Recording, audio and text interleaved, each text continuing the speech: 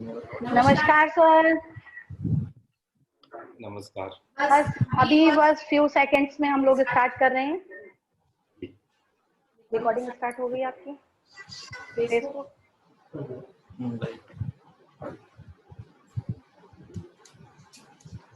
प्रतीक्षा का समय अब समाप्त होता है। आप सभी लोगों को मेरा नमस्कार। मैं डॉक्टर योग विभाग साउथ महिला महाविद्यालय बरेली इस इंटरनेशनल वर्चुअल कॉन्फ्रेंस में आप सभी लोगों का हार्दिक अभिनंदन एवं स्वागत करती हूँ। सर्वप्रथम मैं परमात्मा सत्ता को नमन करते हुए अपने गुरुजनों का हृदय से आभार व्यक्त करती हूँ। उनकी ऊर्जा एवं सतत मार्गदर्शन से ही ये सब संभव हुआ है। साथ ही साथ उन सभी लोगों का आभार व्यक्त करती हूँ जिनकी शुभकामनाएं परोक्ष एवं अपरोक्ष रूप में निरंतर मुझे ऊर्जा और संबल प्रदान करती हैं। हमारी भारतीय संस्कृति की ये विशेषता रही है कि दैनिक जीवन से लेकर सभी कार्य आरंभ करने से पूर्व अपने इष्ट आराध्य को नमन वंदन करना है। तो सर्वप्रथम हम अपनी इस संस्कृति के अनुसार ज्ञान की देवी सरस्वती माँ को नमन करते हुए हमारे महाविद्यालय के संगीत विभाग की छात्राओं द्वारा सरस्वती वंदना से इस कार्यक्रम का आरंभ करते हैं। सरस्वती वंदना।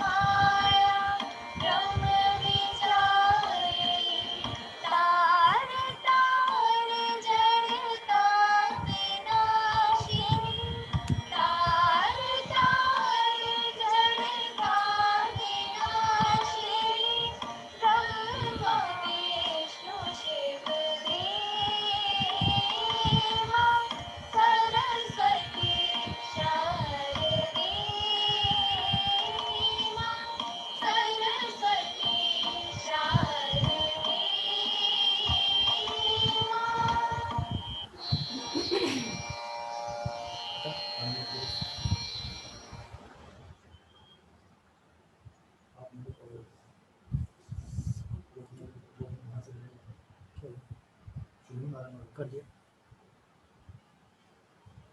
आगे के कार्यक्रम के लिए मैं आमंत्रित करती हूँ संगीत संगीत विभागाध्यक्ष डॉक्टर शशि शुक्ला मैम को। डॉक्टर शशि शुक्ला।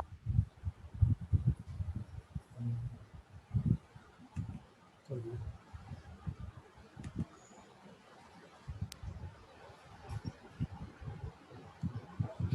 नमस्कार, सभी का बहुत बहुत स्वागत है। हमारे साथ काफी लोग जुड़ चुके हैं। इस कार्यक्रम की गरिमा बढ़ाने में आप सभी के सहयोग के लिए बहुत बहुत आभार। मैं डॉक्टर शशि शुक्ला आप सभी का स्वागत करती हूँ। महाविद्यालय के योग विभाग द्वारा आयोजित इस वर्चुअल व्याख्यान में हमारे संरक्षक माननीय सचिव महोदय श्री मनोज गोयल जी, हमारे सह सचिव श्री मनोज मंगल जी, हमारे आदरणीय प्राचार्य डॉक्टर राकेश अरोड़ा जी का बहुत बहुत आभार है कि उनकी अनुमति से आज इस कार्यक्रम का आरंभ किया जाए। हमारे मुख्य वक्ता डॉक्टर राजेश राज जी, डॉक्टर सोमवी आर्य जी हमारे साथ हैं। आप सभी का हार्दिक अभिनंदन है और बहुत बहुत आभार है। मैं यहाँ बताना चाहूँगी कि doctor Rajesh Raj ji south Korea से और हमारे दूसरे विद्वान वक्ता डॉक्टर सोमवी आर्य जी अटलांटा यूएसए से हमारे साथ हैं। आप सभी का मैं अपने महाविद्यालय परिवार की ओर से बहुत बहुत स्वागत करती हूँ। आपका अमूल्य समय हमें देने के लिए बहुत आभार व्यक्त करती हूँ।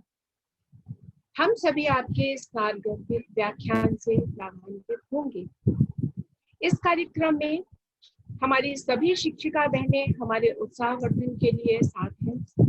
उनका हृदय से स्वागत है और साथ ही कार्यक्रम के संचालन में डॉक्टर रुचि गुप्ता, हमारी जितनी भी सहयोगी टीम है उसमें डॉक्टर रुचि गुप्ता, डॉक्टर आशा Gupta, doctor Radha Yadav ji, doctor Seema Gautam, doctor Deepshikha, doctor Alka Jaiswal और डॉक्टर अनीता जायसवाल और हमारे महाविद्यालय की योग शिक्षिका डॉक्टर गरिमा गंगवार जी का बहुत बहुत स्वागत है और आभार।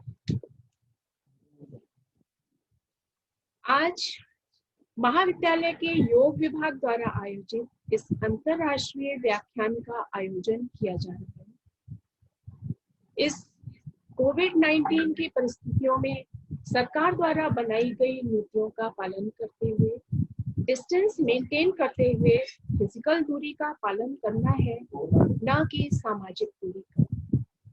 जब से कोविड-19 का दौर शुरू हुआ, हम सभी देख रहे हैं सारा प्रबुद्ध समाज वर्चुअल माध्यम से, वेबिनार के माध्यम से और जुड़ता ही जा रहा है। विचारों की सरलता का प्रवाह रुकना नहीं चाहिए और रुका भी नहीं, बल्कि और मजबूत होता जा रहा है।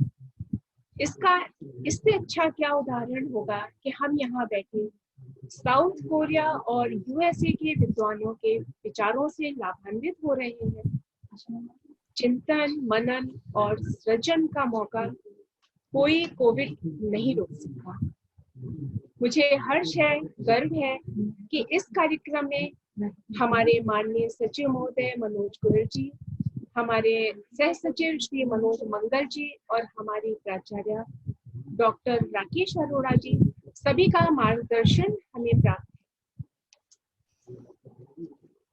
योग विभाग द्वारा आयोजित इस व्याख्यान में आज मानसिक स्वास्थ्य में प्राणायाम और शारीरिक स्वस्थता के लिए त्रिदोष क्या है, इस पर चर्चा की जा रही है। मानव जीवन, इसकी सुरक्षा और आरोग्य प्राप्ति के लिए हमारे ऋषि मुनियों ने अनेक उपाय शास्त्रों में बताए हैं। शास्त्रों में 4 प्रकार के रोग बताए गए हैं। एक स्वाभाविक रोग जो शरीर में स्वभावगत होते हैं, जैसे भूख, प्यास, नींद। इसमें भूख की औषधि जैसे भोजन, प्यास की औषधि जल और नींद सोना है। इसके अलावा जन्म से ही कोई विकृति होना, ये सब स्वाभाविक रोग हो सकते हैं। दूसरा रोग है आगंतुक रोग। इन रोगों में हमें पूर्व से अनुमान नहीं हो सकता, जैसे किसी विषैले कीड़े से काटने से इन्फेक्शन हो जाना या किसी दुर्घटना में अंग भंग हो जाना। ये सब आगंतुक रोगों की श्रेणी में आते हैं। तीसरा है मानसिक रोग, जो मन के द्वारा शरीर को क्लेश देते हैं। क्रोध, लोभ, काम, विवाद, हिंसा आदि मन में उठने वाले जो विचार हैं, इन विचारों का मनुष्य के स्वास्थ्य पर बहुत बुरा प्रभाव पड़ता है। चौथा है कायिक रोग। ये रोग शरीर में त्रिदोषों की न्यूनता या अधिकता से आते हैं, जैसे ज्वर है, पांडु रोग, खांसी, जुकाम आदि। मैं यहाँ ये कहना चाहूंगी कि इसमें प्रथम दो प्रकार स्वाभाविक और आगंतुक रोगों की रोकथाम हमारे वश में नहीं, लेकिन जो हमारे वश में है मानसिक रोग और कायिक रोग, वो हमारे आचार विचार, आहार के संयम से उसके नियंत्रण में उसे हम ला सकते हैं। इनकी औषधि है प्राणायाम और शरीर में त्रिदोषों को समझना। आज की चर्चा में हमें इस दृष्टि से काफी सार्थक ज्ञान मिलेगा और इसी सकारात्मक सोच के साथ मैं कार्यक्रम को आगे बढ़ाने के लिए अपने महाविद्यालय के संगीत विभाग की डॉक्टर रुचि गुप्ता जी को हमारे मुख्य वक्ताओं के स्वागत हेतु और उनका परिचय हम सबके समक्ष रखने के लिए आमंत्रित करती हूँ। डॉक्टर रुचि गुप्ता जी, धन्यवाद।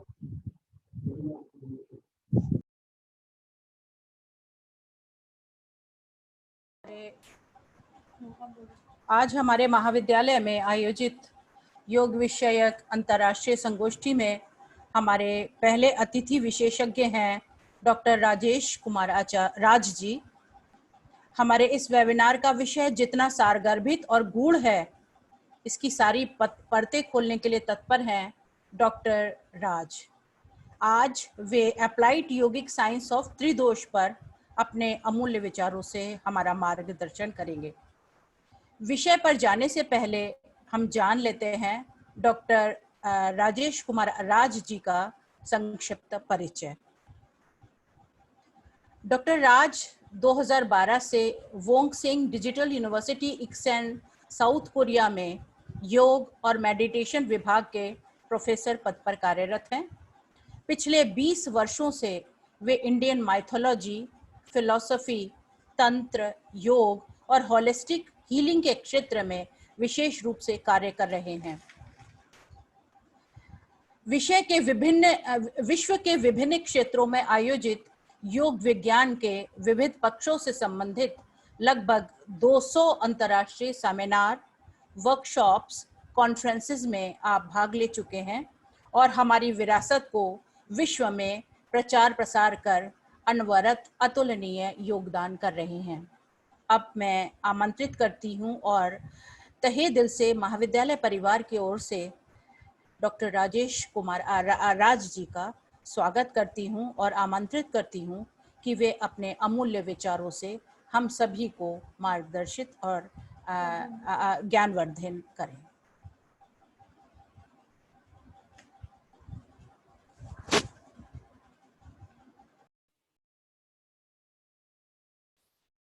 नमस्कार सभी गणमान्य प्रोफेसर्स, डॉक्टर्स, आप सब लोगों का अभिनंदन, वंदन। आपने मौका दिया कि मैं अपनी विचारों को आपके समक्ष, आपके विद्यार्थियों के समक्ष रख सकूं। और मेरे प्यारे विद्यार्थियों, आप लोग को भी हार्दिक अभिनंदन और वंदन। आपने अपना समय निकाला कि इस गंभीर विषय को आप समझ पाएं। मेरा ये प्रयास रहेगा कि मैं अपने प्रस्तुत सारे विषयों को सारगर्भित तरीके से और विथ रेफरेंस आपके सामने रखूं, ताकि आप विषय की गहराई को समझ पाएं। जिस समय महामारियों का दौर इस युग में हम सामना कर रहे हैं, उस वक्त त्रिदोषों को समझना, वो भी योग के संदर्भ में, ये आवश्यक ही नहीं, ये रेलेवेंट भी है, समीचीन भी है। मैं कोशिश करूंगा कि मैं इस विषय के साथ न्याय कर सकूं और आप लोग इन विषयों को और गहरे में उतर के इसको समझ पाए। मैं अपना ये छोटा सा पीपीटी शेयर कर रहा हूँ। मेरा विषय है अप्लाइड योगिक साइंस फॉर त्रिदोष। त्रिदोष वैसे आयुर्वेद का विषय है और आयुर्वेद ने इस विषय को बहुत बेहतरीन तरीके से अपने अपने ग्रंथों में, आयुर्वेद के जितने ब्रांचेस हैं उसमें इसकी व्याख्या अपने अपने तरीके से की गई है। इसके विद्वानों ने अनेकों तरीके से दोषों का चिंतन किया है और अपनी बातों को उन्होंने कई कई तरीकों से रखा है। आप आज की डेट में कई ऐसे टेस्ट हैं, कई ऐसे एग्जामिनेशन हैं, कई ऐसे तरीके हैं जिसमें आप अपने दोषों को समझ करके उसके अनुरूप उपाय कर सकते हैं। इससे पूर्व कि मैं दोषों की गहनता में उतरूं, इसके विषय में और उसके गुणों और क्वालिटीज को बताऊं, एक योगाचार्य होने के नाते मैं इन दोषों के गहराई में उतरूंगा। दोष होने से पहले, दोष यानी कि विकृति, यह विकृति होने से पहले इसके तात्विक स्वरूपों को समझना जरूरी है। ये कैसे विकसित हो गया, इसको जरा हम समझते हैं। ये कैसे दोष बन गया, तत्व कैसे दोष बन गया, इसको समझने के लिए हम तत्वों को समझते हैं। पंच तत्वों में सबसे प्रथम तत्व पृथ्वी तत्व है। इस पृथ्वी तत्व को हम समझते हैं, ज्यादातर लोग पृथ्वी तत्व को केवल ठोस वस्तु को ही समझते हैं, लेकिन इसको हम थोड़े गहरे से व्याख्या करते हैं। जब भी हमारा प्राण सॉलिड स्टेट में यानी कि ठोसाकार रूप में होता है, सॉलिड स्टेट में होने की वजह से उसे पृथ्वी तत्व कहते हैं।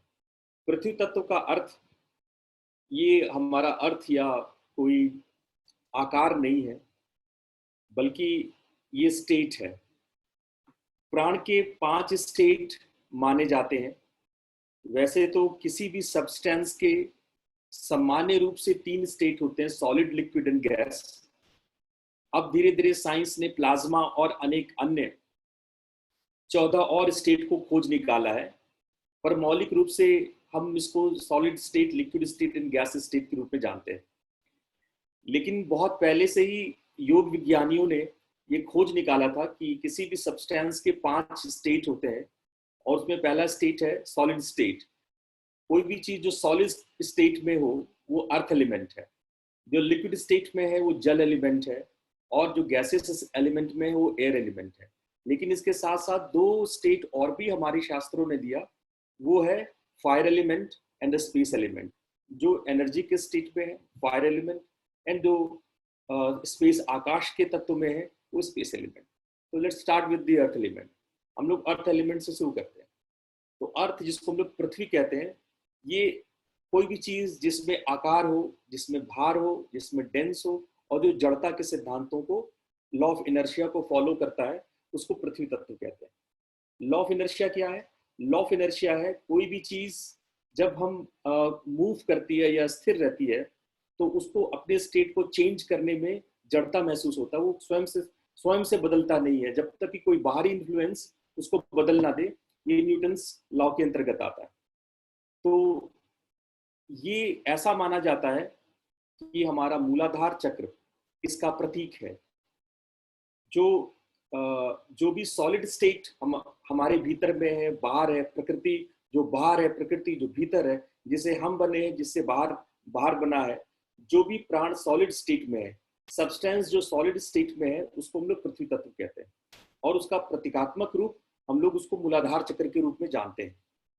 मूलाधार चक्र के बारे में बहुत सारे हमारे योग के विद्यार्थी, शिक्षकगण इसको समझते हैं। मैं एक बार फिर से दोहरा दूं, मूलाधार चक्र सभी चक्रों में सबसे लोअर चक्र, जो हमारे पेरिनियम में इसका लोकेशन है, जो वहां पे रहते हैं, इसमें 4, इसकी कल्पना एक कमल दल से की गई जिसमें 4 पेटल्स हैं।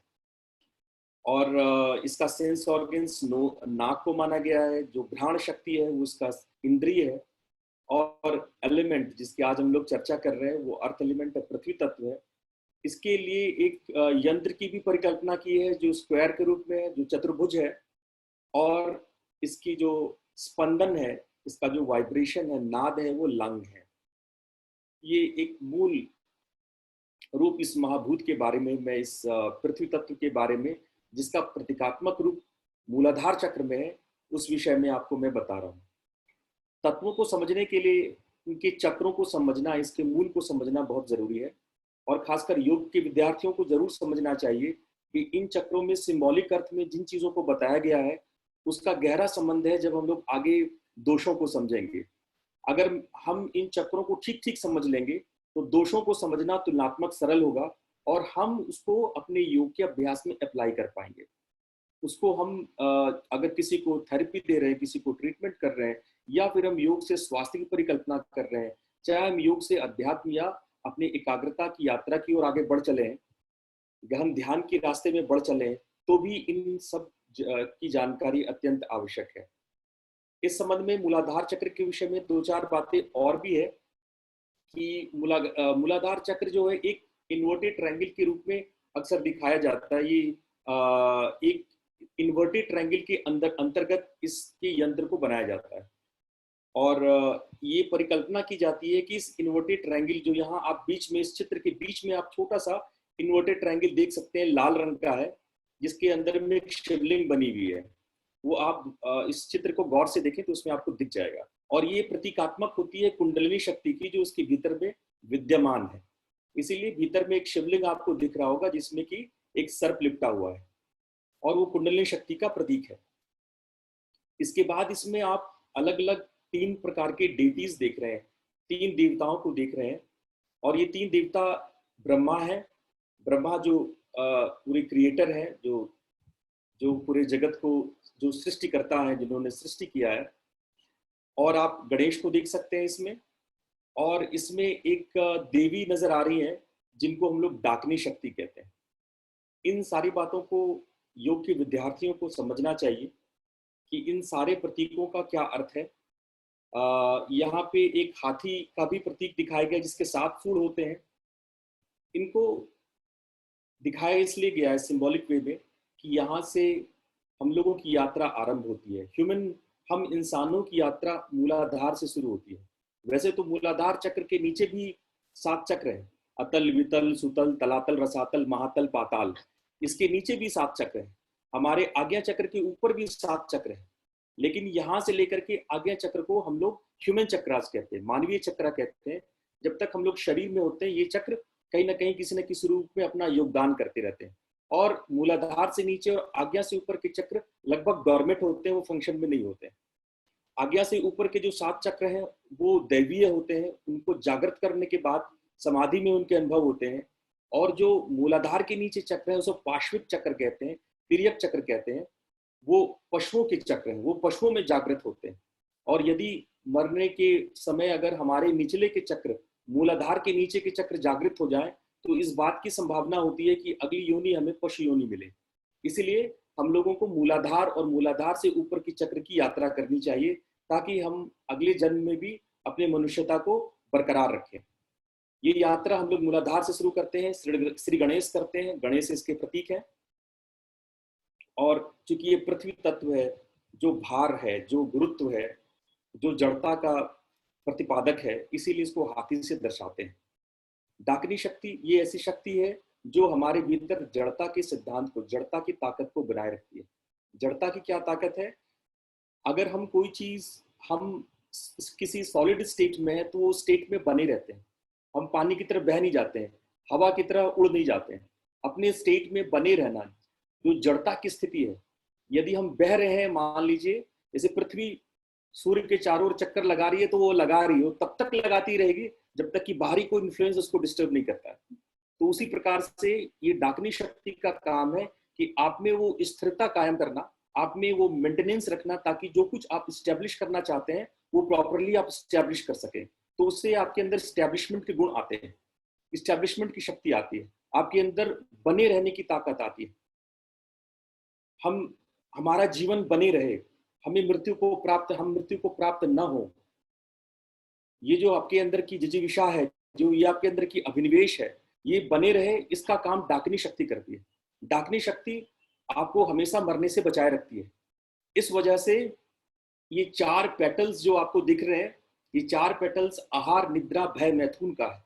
ये 4 बेसिक इंस्टिंक्ट है जो कि हमारे जीवन को बना के रखती है। आहार, अगर आप भोजन न करें तो आपकी मृत्यु हो सकती है। आपका शरीर बना है आहार से। निद्रा, निद्रा जरूरी है। अगर आप सोए नहीं तो आप मानसिक रूप से विक्षिप्त हो जाएंगे। आपके मन की व्यवस्था, मन की व्यवस्था ये बनाए रखते हैं, इसलिए निद्रा की भी जरूरत है। अगर आप 4, 5, 10 दिन आप न सोएं तो आप देखेंगे कि आप भूलने लगे हैं, आपका मेमोरी लॉस होने लगा है। इसलिए उसकी भी एक निश्चित रूप से आवश्यकता हमारे शरीर में है। इसलिए शरीर के संचालन में निद्रा एक इंस्टिंक्ट के रूप में है, ताकि हमारा मन भी बना रहे, मन भी नष्ट ना हो। निद्रा, भय, अगर आपको भय ना हो तो आप टेरेस से कूद के जान दे दें, ट्रैफिक में कूद जाए। ये भय आपके जीवन का रक्षण करता है। एक कीड़ा मकोड़ा भी अपनी जान को बचाता है भय की वजह से। तो और मैथुन, मैथुन ये सेक्सुअल एबिलिटी आपके अंदर के डीएनए और जेनेटिक सिस्टम को कंटिन्यू रखता है। आपके डीएनए को, गुणसूत्रों को नष्ट नहीं होने देता है। आपके बाद आपकी संततियों में और उसके संततियों में ये डीएनए लागू, कायम, लगातार बनी रहे, उसका नाश ना हो, डीएनए का, गुणसूत्रों का नाश ना हो। इसके लिए ये मैथुन की सृष्टि भी इस चक्र का एक प्रतिपाद्य सिंबॉलिक वर्जन है। तो इस रूप से हम इस डाकिनी शक्ति के द्वारा हम बने रहते हैं। हमारे अंदर वो स्थिरता रहती है, हमारे अंदर वो पोटेंसी रहती है कि हम लगातार बने हुए हैं। लेकिन ये पोटेंसी धीरे धीरे तमस के रूप में विकसित होती है। तमस किसी रूप में हमारे लिए कल्याणकारी है जब वो काली शक्ति के रूप में है। यहाँ काली शक्ति के मतलब माँ काली के शक्ति के रूप में है। जब वो डार्क मैटर में है तब हमारे अस्तित्व को बनाए रखती है।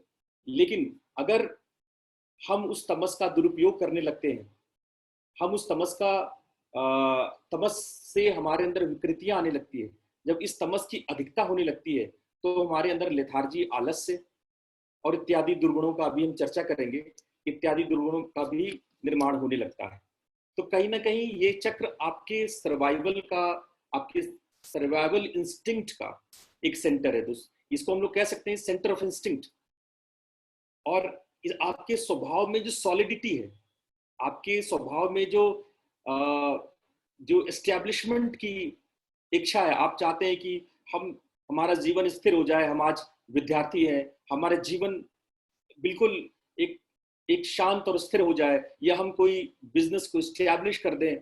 कहीं जो एक अपने जीवन में स्थिरता प्रदान करने की, अपने जीवन को आधार प्रदान करने की जो आपके अंदर में ये इच्छा भीतर से उठ रही है, ये इच्छा शक्ति इसी मूलाधार इच्छा शक्ति की देन है, डाकिनी शक्ति की देन है।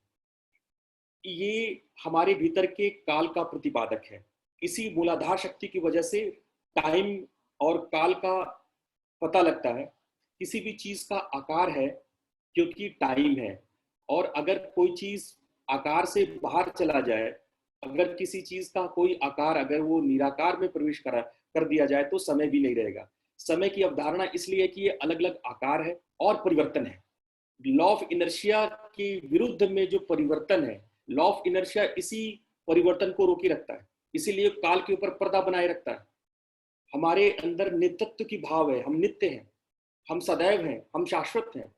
आत्मिक स्तर पे, दैवीय स्तर पे हमारे अंदर डिवाइन इटर्निटी है। लेकिन ये जो परिवर्तन का दौर है, ये जो परिवर्तन है, ये जो लगातार परिवर्तन हो रहा है, ये टाइम हमारे भीतर के अंदर काल को उत्पन्न करता है। समय क्या है? कभी आप गहरे से सोचिए, समय क्या है? समय कोई किसी ए का बी में चेंज कर जाना और ए से बीच की दूरी को समय कहते हैं। अगर मान लीजिए कि किसी सारे चीज परिवर्तन करना बंद हो जाए, रुक जाए, कहीं कोई परिवर्तन नहीं हो, सब कुछ वहीं ठहर जाए जहां है, एकदम एग्जैक्टली स्टैचू हो जाए, सब वहीं रुक जाए, तो वर्तमान खत्म, तो भूतकाल खत्म, तो भविष्य काल खत्म। There is no future, no past. जब कोई चीज बदल ही नहीं रहा है तो फ्यूचर नहीं होगा, कोई चीज बदल ही नहीं रहा है तो पास्ट नहीं होगा, तो सारे काल तो वहीं खत्म हो जाते हैं। तो काल की अवधारणा भी इसलिए है कि कोई चीज बदल रही है। और यहाँ पे लॉ ऑफ इनर्शिया में क्या है कि ये जड़ता का सिद्धांत है, न बदलने का सिद्धांत है। क्यों? क्योंकि हमारे आत्मिक स्तर में नित्यत्व है, हमारे आत्मिक स्तर में डिवाइन इटर्निटी है, हम शाश्वत हैं। और इसीलिए हमारे अंदर ये काल का पर्दा भरता जाता है और हम काल के गुलाम होते जाते हैं, काल के पक्ष में होते जाते हैं, और धीरे धीरे इस परिवर्तन के मायाजाल में हम उतरते जाते हैं। हम बेसिक दर्शनों में नहीं उतरना चाहते हैं, पर हाँ, इस चक्र को समझने के लिए काल, महाकाल, काली माँ शक्ति को समझना, टाइम और नित्यत्व को समझना आवश्यक था। अब थोड़ा सा हम लोग वाटर एलिमेंट को ले लेते हैं, इसके भी कुछ पक्ष को समझ लेते हैं कि ये वाटर एलिमेंट क्या है, ये लिक्विड स्टेट ऑफ सब्सटेंस क्या है। लिक्विड स्टेट ऑफ सब्सटेंस में जब कोई तरल हो जाता है, जब इसमें मॉलिक्यूल्स के बीच में स्पेस आ जाती है और जब इसमें तरलता आ जाती है, और कहीं ना कहीं लिक्विड स्टेट का हमारे जीवन में उतना ही आवश्यकता है जितना कि सॉलिड स्टेट का।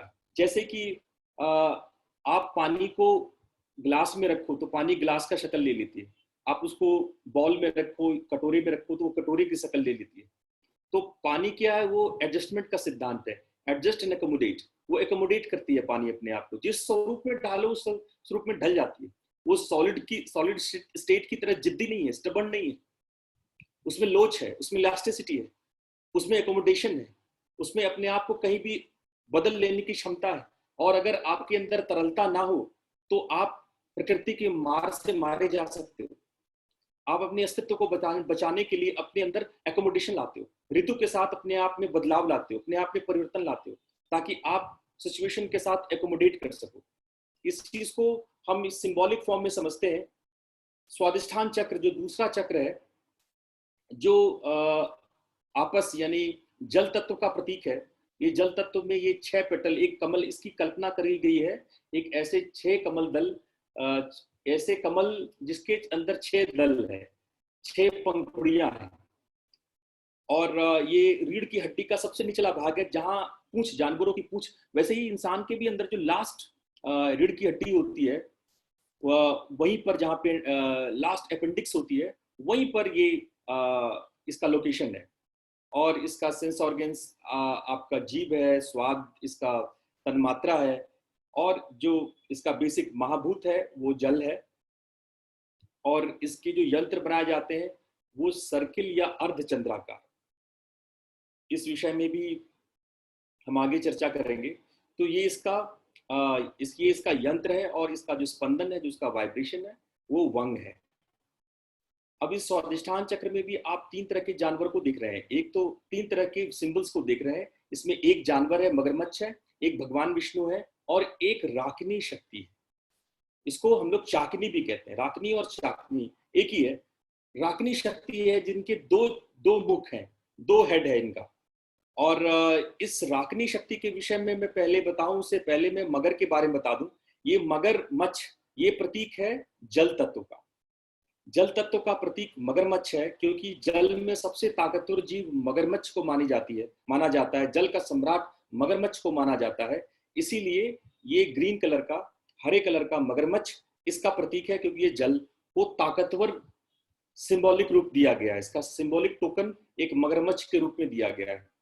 यहाँ पर विष्णु को लॉर्ड ऑफ प्रिजर्वेशन के रूप में, जो कि हमारे जो लालन पोषण करते हैं, जो हमारे प्राणों को पुष्पित पल्लवित करते हैं, जो हमें किन्हीं रूप से संचालित करते हैं, ऐसे संचालक भगवान विष्णु इसके यहाँ के सिंबॉलिक रूप में यहाँ पे बताए जाते हैं। और इसका आप गहरे अर्थों में ले लें, इनके सिंबल का गहरे अर्थों में लें, तो जब हम बने रहने का इंस्टिंक्ट, द सर्वाइवल इंस्टिंक्ट अगर हमारे में हो जाता है, तो हमारे सर्वाइवल का दूसरा पक्ष है हाउ टू एक्सपांड। हम केवल सर्वाइव ही नहीं होते हैं, हम हमेशा एक्सपांड करने की सोचते हैं। ब्रह्मम विस्तार ये थी, ब्रह्म विस्तार कर रहा है, विस्तृत हो रहा है, पूरा यूनिवर्स एक्सपेंड कर रहा है। उसी तरह हमारा प्राण भी एक्सपेंड करना चाहता है, हमारे भीतर की एनर्जी भी एक्सपेंड करना चाहती है, हमारी चेतना भी, हमारी कॉन्शियसनेस भी एक्सपेंड करना चाहती है। तो ये एक्सपेंशन कैसे हो? इस एक्सपेंशन का जो संचालक है, चूंकि वो भगवान विष्णु है, तो यहाँ पर हम लोग अपने 6 प्रकार के डिजायर से, ये 6 जो वो आपको पंखुड़ियां दिख रही है, वो 6 प्रकार के डिजायर्स हैं, 6 प्रकार की इच्छाएं हैं। इच्छाएं आपको फैलाती है। आप इच्छा करते हो कि आपको 10 करोड़ हो जाए, 50 करोड़ हो जाए, आपको 2 कारें हो जाए, आपको 10 मकान हो जाए। ये जो आप अपना विस्तार करना चाह रहे हो, ये अपनी आइडेंटिटी को आप जो फैलाना चाह रहे हो, जो आपकी चेतना विस्तृत हो रही है, इस विस्तृत के भाव को, इस विस्तार के भाव के देवता विष्णु है, और इसकी शक्ति राकिनी है। ये राकिनी महाशक्ति की वजह से हम ये फैलते हैं। और ये 6 दिशाओं में फैलते हैं, चारों दिशा के अलावा ऊपर और नीचे 6 दिशाओं में फैलने की वजह से इसके 6 पेटल्स हैं। और ये 6 दिशा में कैसे फैलता है? ये महादेवी राकिनी या चाकनी शक्ति के द्वारा फैलता है। ये देवी हमारे अलग अलग इच्छाओं से, जिसको 6 रूप में कैटेगराइज किया गया है, उस रूप में ये 6 क्या है? काम, क्रोध, लोभ, मोह, मद, मत्सर्य। इस रूप में ये 6 रूपों में हमारे चेतना को विस्तृत करती है। ठीक है, तो जैसे अब इसमें लोभ मोह मैं कह रहा हूं, तो ये सारे नेगेटिव टर्म्स नहीं है। हमारे जीवन में लोभ का भी महत्व है, क्रोध का भी महत्व है, इन सब का महत्व है। लेकिन अगर ये विस्तार, इन 6 दिशों का विस्तार अगर हमारी अध्यात्म के लिए हो, यथार्थ के रूप में हो, तब तो अच्छा है। लेकिन चूंकि ये यथार्थ में ना हो करके संसारिक या माया में होता है, तो हम फंसते जाते हैं। विस्तार जरूरी है क्योंकि हम अनंत हैं, आपकी चेतना अनंत है, आप ओमनीप्रेजेंस हैं। आपकी चेतना के अंदर केवल एटर्निटी के गुण नहीं होते, नित्यत्व के गुण ही नहीं होते। आपकी जो परम चेतना है, आपकी जो विशुद्ध चेतना है, उसके अंदर में ओमनीप्रेजेंस का गुण होता है, सर्वव्यापकत्व का गुण होता है। वो सर्वव्यापी है। जो सर्वव्यापी है वो एक छोटे से शरीर में कैसे बंधा रहेगा? वो कैसे संतृप्त हो पाएगा कि हम छोटे से शरीर में बंधे रहें? तो कहीं ना कहीं हम विस्तार होना चाहते हैं, जो हमारा वास्तविक स्वरूप है। सर्वव्यापकत्व हमारा वास्तविक नेचर है, हमारा आत्मा का गुण है, और उसकी वजह से हम डिजायर्स करते हैं। लेकिन चूंकि हमारे डिजायर हमें संसार में फंसाते जाते हैं, हमारे डिजायर की दिशा गलत होने की वजह से हम संसारिक होते जाते हैं, विकृतियों में फंसते जाते हैं। यहाँ पे जो लॉ आ रहा है, ये लॉ ऑफ लिमिटेशन है, ये हमें लिमिट करता है। और इस लॉ से हम कहीं ना कहीं हमारा जो ये कैसे होता है, ये होता है आपके भीतर की नियति की वजह से। क्योंकि आपको एक नियति है, आपको एक प्रारब्ध है, आप नियति से आपको ये मनुष्य शरीर मिल गया। मनुष्य शरीर मिल गया तो मनुष्य शरीर के साथ वो प्रारब्ध जुड़ गए। ये नियति और प्रारब्ध के लिमिटेशंस की वजह से, इस डेस्टिनी की वजह से, इस नियति की वजह से आपका फैलाव रुक गया, आप बंध गए। वरना आप तो ओमनीप्रेजेंस है, आपका वास्तविक स्वरूप तो ओमनीप्रेजेंस है। लेकिन ये इस वजह से आप बंधते चले गए, इस नियति की वजह से बंधते चले गए, और आपके भीतर में लिक्विडिटी इसी बात को शो करता है। ये लिक्विडिटी बिहेवियर आवश्यक भी है, आपके भीतर में एक महत्वपूर्ण रोल अदा करता है, आपके भीतर में एक लोच पैदा करता है कि आप एकोमोडेट हो सकें, आप अपने जीवन में बेहतर और बेहतर अपने भीतर फैलाव ला सकें। लेकिन जैसे पानी बहता है, पानी का बहना, क्योंकि वो पानी का लोच है, पानी का स्वभाव है कि वो एक जगह ठहरेगा नहीं, वो सॉलिड स्टेट नहीं है। लेकिन उसका बहाव जो है वो देखिए गुरुत्वाकर्षण के अकॉर्डिंग है। जहां गुरुत्वाकर्षण का सिद्धांत है, पानी ढलाव में बहेगा, एक बराबर रहेगा तो नहीं बहेगा, लेकिन ढलाव में ये इसका बहना शुरू होगा। तो कहीं ना कहीं वो आपके ईगो यानी आपके अहंकार से प्रभावित है। इस वजह से उसमें एक खास दिशा है, उसमें खास एक गुरुत्वाकर्षण है। उस वजह से तरलता गैस की तरह, गैसियस स्टेट की तरह नहीं है। जिस गैसियस स्टेट तुलनात्मक गुरुत्वाकर्षण से फ्री है, वो फ्री मूव कर रहा है, लेकिन लिक्विड फ्री मूव नहीं कर रहा है, उसमें गुरुत्वाकर्षण का प्रभाव बहुत ज्यादा है। इस बात को अगर आप ठीक समझ गए हो तो हम लोग धीरे धीरे कफ को समझते हैं। वैसे मैं आप लोग को एक बात बता दूं कि आप अपने चैट बॉक्स में जाएंगे तो चैट बॉक्स में आप लोगों को एक लिंक मिलेगा, उस लिंक पे जाएं और आप लोग उस लिंक में कुछ क्वेश्चन आंसर्स हैं उसको आप भरें। और जो भी आप भर रहे हैं उससे आपको उसको पता चल जाएगा, उससे आपको पता लगेगा कि आपके अंदर कितना कफ है, कितना वात है, कितना पित्त है। त्रिदोषों का सही पता आपको इस लिंक के थ्रू मिलेगा। तो आप सब लोगों से निवेदन है कि आप लोग इस लिंक को फॉलो करें, इस लिंक को पूरा भरें, ताकि रिजल्ट हम आपको ईमेल के थ्रू भेज सकें, ताकि आप उस विषय को ज्यादा समझ पाए। उसके क्वेश्चनर को जब आप देखेंगे और उसमें आप ट्रूली, उसमें ज्यादा कुछ मेहनत नहीं है, टिक करना है केवल, उसमें केवल आपके स्केलिंग को टिक करना है। वो टिक करते जाइए, आपको अपने आप नीचे उत्तर मिलता जाएगा।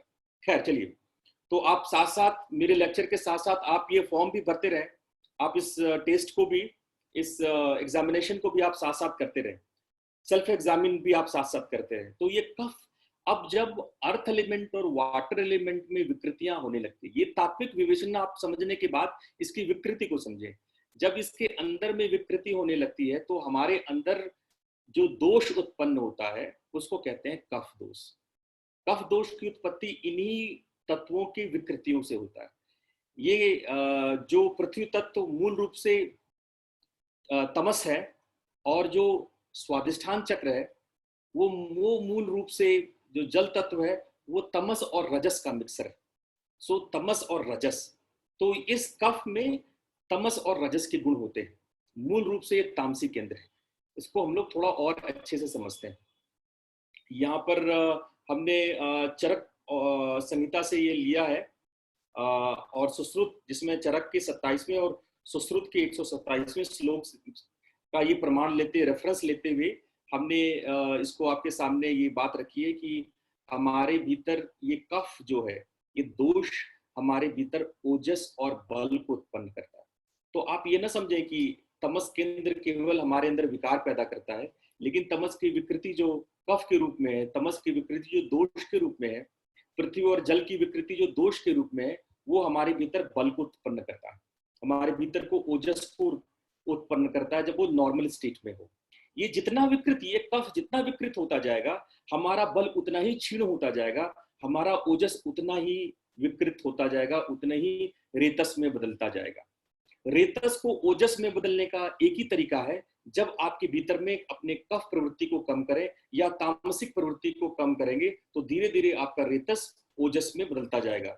इसीलिए ऊर्ध्व रेता, रेतस सबसे बना रेतस, ऊर्ध्व रेतस जो आगे ऊपर बढ़ने की, जो प्राणों की ऊपर बढ़ने की क्षमता, ऊर्ध्व रेता, ऊर्ध्व रेतस जिसमें प्राण ऊर्ध्व हो, ओजस हो, ये तब होता है तब आप बल को प्राप्त करते हैं। इसको हम और अच्छे समझते हैं।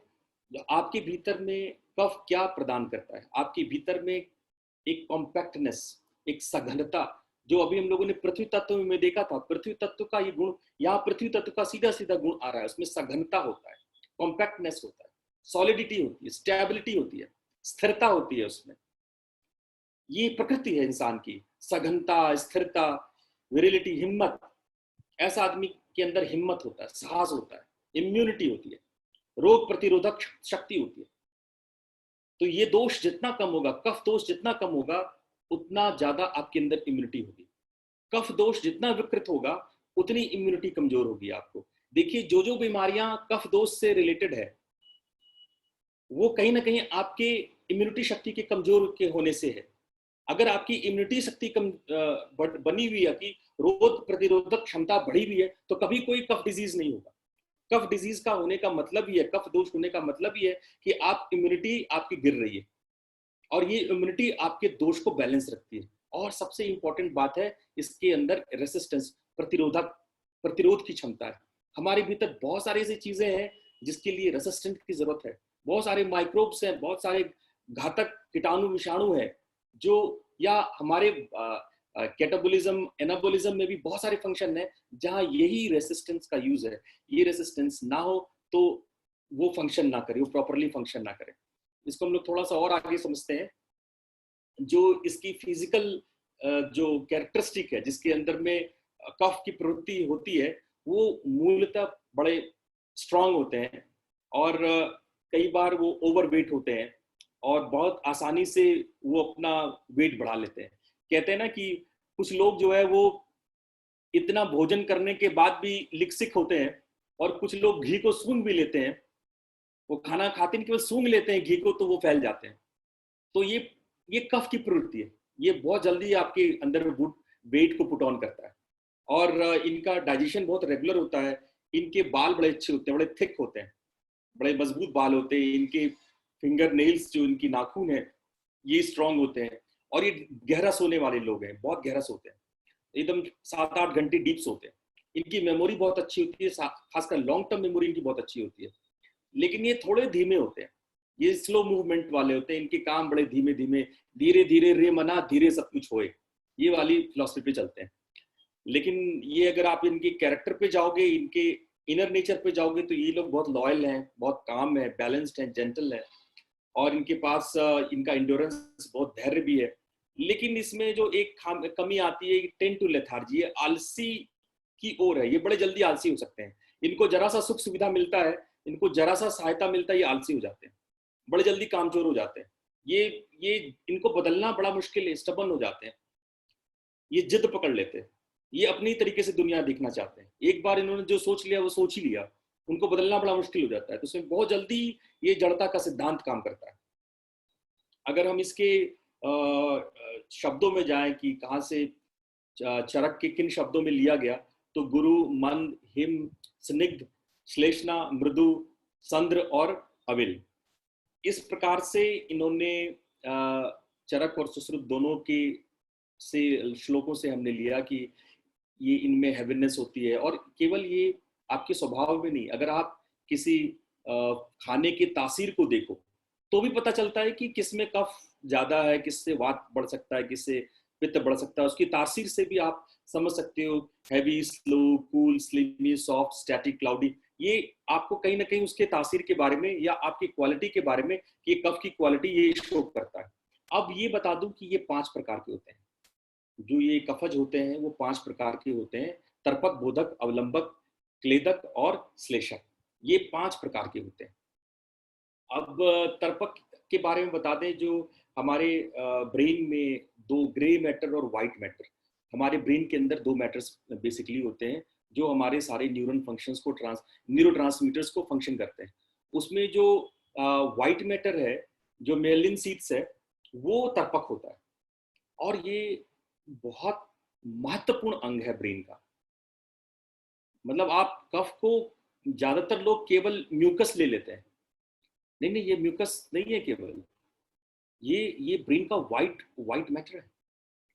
और ये जो बोधक है, जो बोध कराता है आप कि टंग से आप स्वाद को बोध करते हो, आपके जीव में जो स्वादेंद्रियां हैं, जो कई टेस्ट बड्स हैं जो आपको टेस्ट को गवर्न करते हैं, आपके जो लिरिंग्स हैं जो कि आपकी स्पीच को करती है, जो खाने के बाद जो स्लाइवा आपको निकल के आ रहा है, जो आप चबा के उसको पेट में जो स्लाइवा सपोर्ट कर रहा है, ये सब कहीं ना कहीं, चूंकि आप ये देख लीजिए, स्वादिष्ठान स्वादेंद्रिय था, और जो आपका अर्थ एलिमेंट था वो गंध, तो स्वाद और गंध ये दोनों कफ का मूल विषय होता है। और ब्रेन में इनका रोल, जो चीज को हम बोधक, स्वाद और गंध से उसको हम अनुभव कर सकते हैं, वो इसमें रहता है। अवलंबक, सब ये अवलंबक जितने भी हमारे बॉडी पार्ट्स हैं, जो हमारे सिस्टम है, जो हमारी एनाटॉमी को फंक्शन करता है, उसको वो प्रोटेक्ट करता है, और उसको वो एक सपोर्ट करता है उसके फंक्शन में। खासकर जो हम आपके हृदय का फंक्शन है, जो हृदय का मूवमेंट है, प्रेशर और डिप्रेशर का मूवमेंट है, लंग्स का प्रेशर और डिप्रेशर का मूवमेंट है, ये सब फंक्शन इसी कफ की वजह से होता है। अब जो नॉर्मली आप लोग जिसको जानते हो कफ के रूप में, उसको क्लेदक कहते हैं। इसमें म्यूकस लाइनिंग होती है, पूरी एलिमेंट्री कैनाल की जो म्यूकस लाइनिंग होती है वो क्लेदक कहलाता है। श्लेषक, जो ये हड्डियों के बीच में जो साइनल फ्लूइड होता है, जो घुटनों के बीच में, कोहनी के बीच में 2 हड्डियों को घूमने में जो ये तरल पदार्थ जो यूज होता है, ये सारे कफ हैं। और ये साइनल फ्लूइड की कमी से जो है आपको कहीं ना कहीं ये हड्डियों में दर्द शुरू हो जाता है। तो इसमें कफ का भी बड़ा रोल है। अब इस चित्र में आप बड़े आसानी से समझ जाएंगे कि ये नॉर्मली कहाँ कहाँ है। साइनसेस में, आपके चेहरे के भीतर 3 साइनसेस हैं, वो उन जगहों पे कफ का रोल होता है, जो मेन साइट है कफ का, जहाँ कफ मेन रोल करता है। नोज में, आपके नाक में जो घ्राण शक्ति है, नाक की जो नाक के अंदर जो फंक्शंस हो रहे हैं, नाक के अंदर जो बोधक तत्व है, माउथ, मुंह के अंदर मैंने भी टेस्ट बड, स्लाइवा, इन सब के बारे में बताया। लंग्स के फंक्शंस, हार्ट के फंक्शंस, फिर मैस्टिक टिश्यूज हैं, और जो भी जो स्टोमक के भीतर की जो लाइनिंग है, जो कि आपके भीतर जो फंक्शंस करने में, चीजों को रेसिस्ट करने में सहयोग करता है, पेंक्रियाज है, फिर लिम्फ नोड्स हैं, ज्वाइंट है जिसमें सैनुअल फ्लूइड है। इन सारे फंक्शन में कफ का एक इंपॉर्टेंट रोल है, और इन सब फंक्शंस में कफ अपना एक महत्वपूर्ण योगदान रखता है।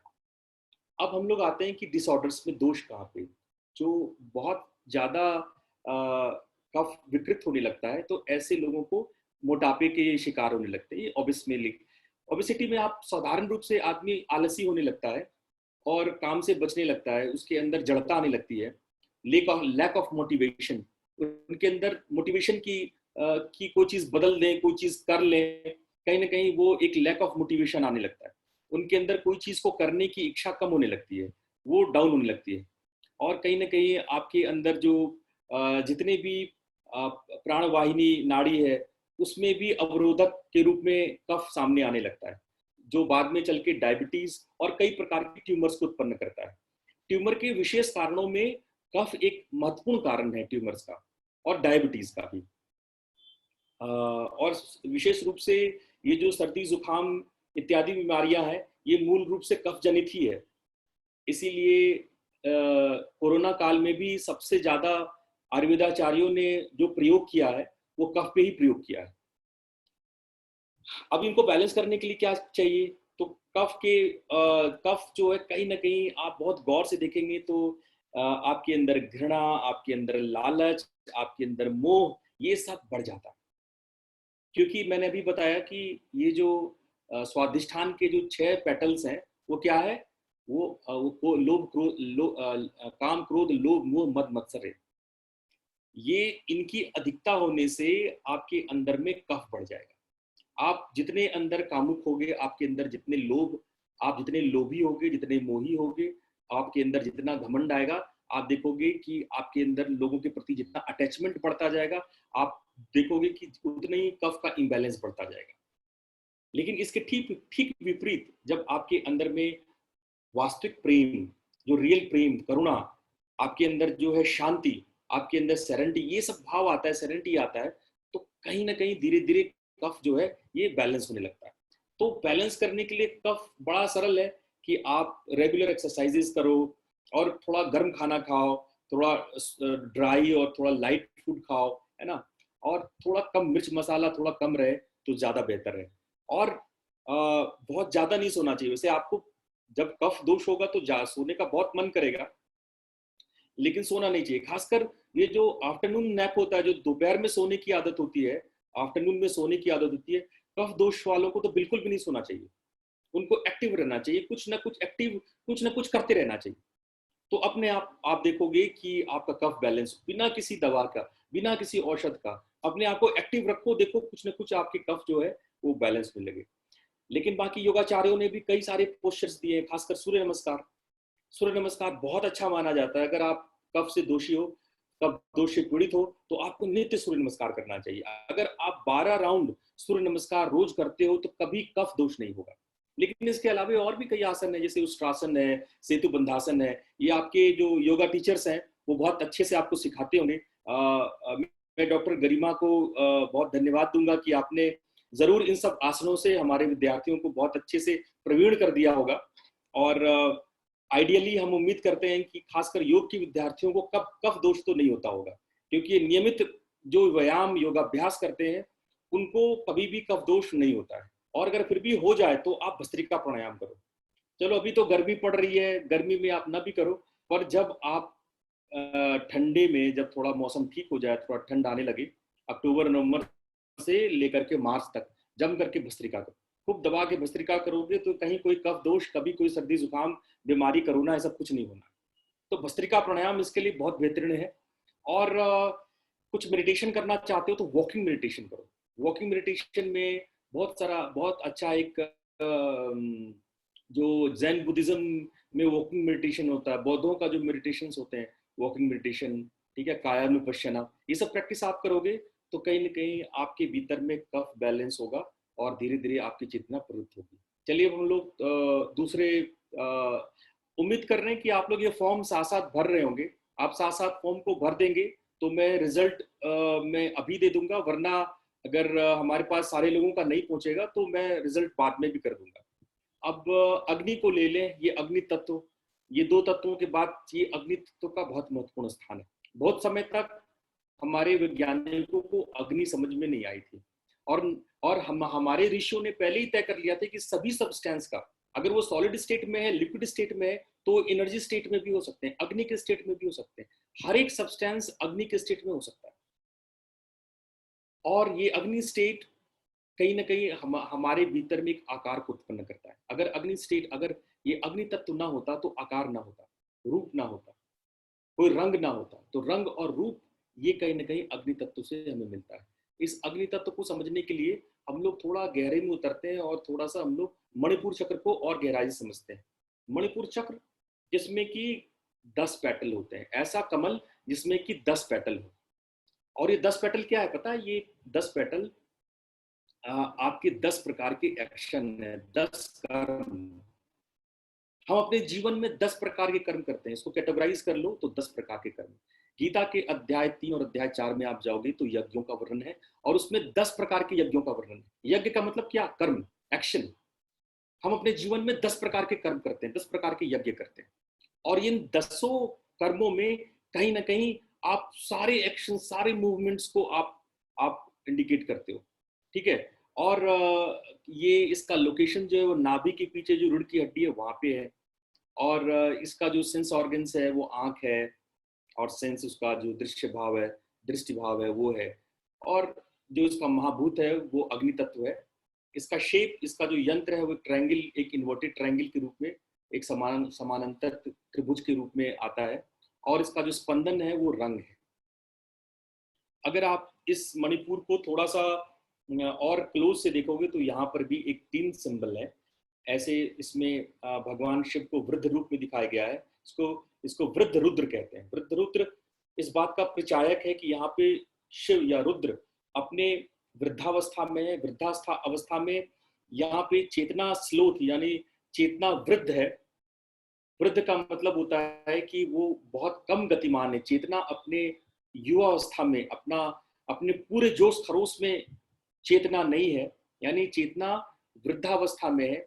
चेतना यहाँ पे कमजोर अवस्था में है, लेकिन उतना ही वृद्धावस्था में अनुभवों का भाव होने के कारण, वृद्ध होने पर ज्यादा अनुभव हो जाने से इस चक्र पे अनुभवों का भारामार होता है। इस चक्र पे रियल में हमें अनुभव प्राप्त होने लगते हैं, क्योंकि ये कार्मिक चक्र है।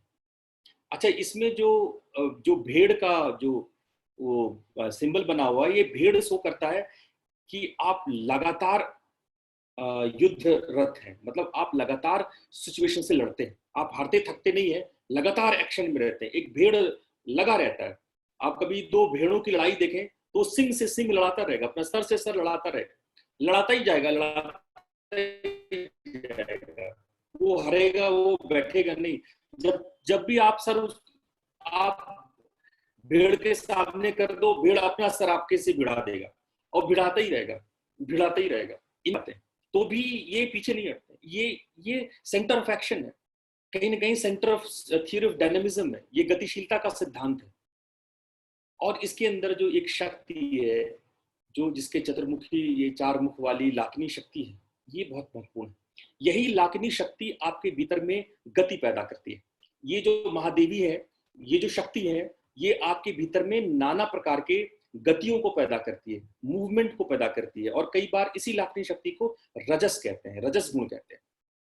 ये आपके भीतर में रजस गुण को पैदा करती है और हमेशा आपको किसी न किसी रूप में डायनामिक या एक्टिव रखती है।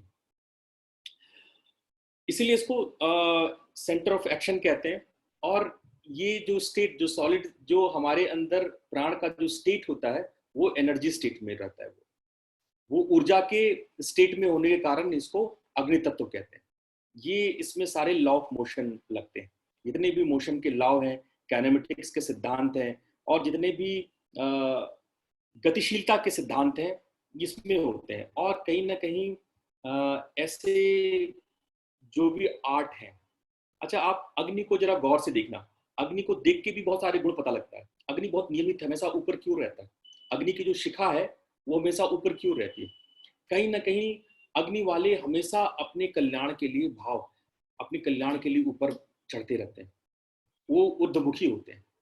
और क्या है अग्नि में देखिए, अग्नि में परिवर्तन है। अग्नि किसी चीज को दूसरी चीज में बदल देती है। तो कहीं ना कहीं ये सब्लिमेशन, आपके भीतर में सब्लिमेशन लाता है। पहला जो चक्र था वो तो बिल्कुल स्थिर था, एक जिद्दीपना था, स्टेबल थे आप, स्टैब्लिशमेंट था, स्टेबिलिटी थी। और दूसरे में लोच था, एकोमोडेशन था। लेकिन ये चक्र आपको बदलने पर विश्वास रखता है। ये कहता है आप बदल जाओ, ना तो स्थिर रहो, ना तो एकोमोडेट करो, आप बदल जाओ। आप में परिवर्तन ले आएगा, आप में चेंजेस ले आएगा, आप में सब्लिमेशन ले आएगा, आप में ट्रांसफॉर्मेशन ले आएगा, आप में रूपांतरण ले आएगा। इसी वजह से आकार है। और वास्तव में हमारी चेतना भीतर से जो विशुद्ध चेतना है, जो डिवाइन एनर्जी है, वो ओमनीपोटेंस है। ओमनीपोटेंस मतलब वो सर्वकर्तृत्व है, वो सब कुछ कर सकती है। हमारी जो प्योर चेतना है, जो हमारी प्योरेस्ट चेतना है, विशुद्ध चित्त, विशुद्ध चेतना, वो ओमनीपोटेंस है, वो सब कुछ कर सकती है। लेकिन हम लोग क्यों नहीं कर पाते सब कुछ? कहीं ना कहीं कला हमें बांधता है, हमारे भीतर के संस्कार हमें बांध देते हैं। ये जो कलाओं का संस्कार है, ये हमें बांधता रहता है। इसलिए यहाँ पर जो संस्कार हमें जो गठन करता है, वो कला है।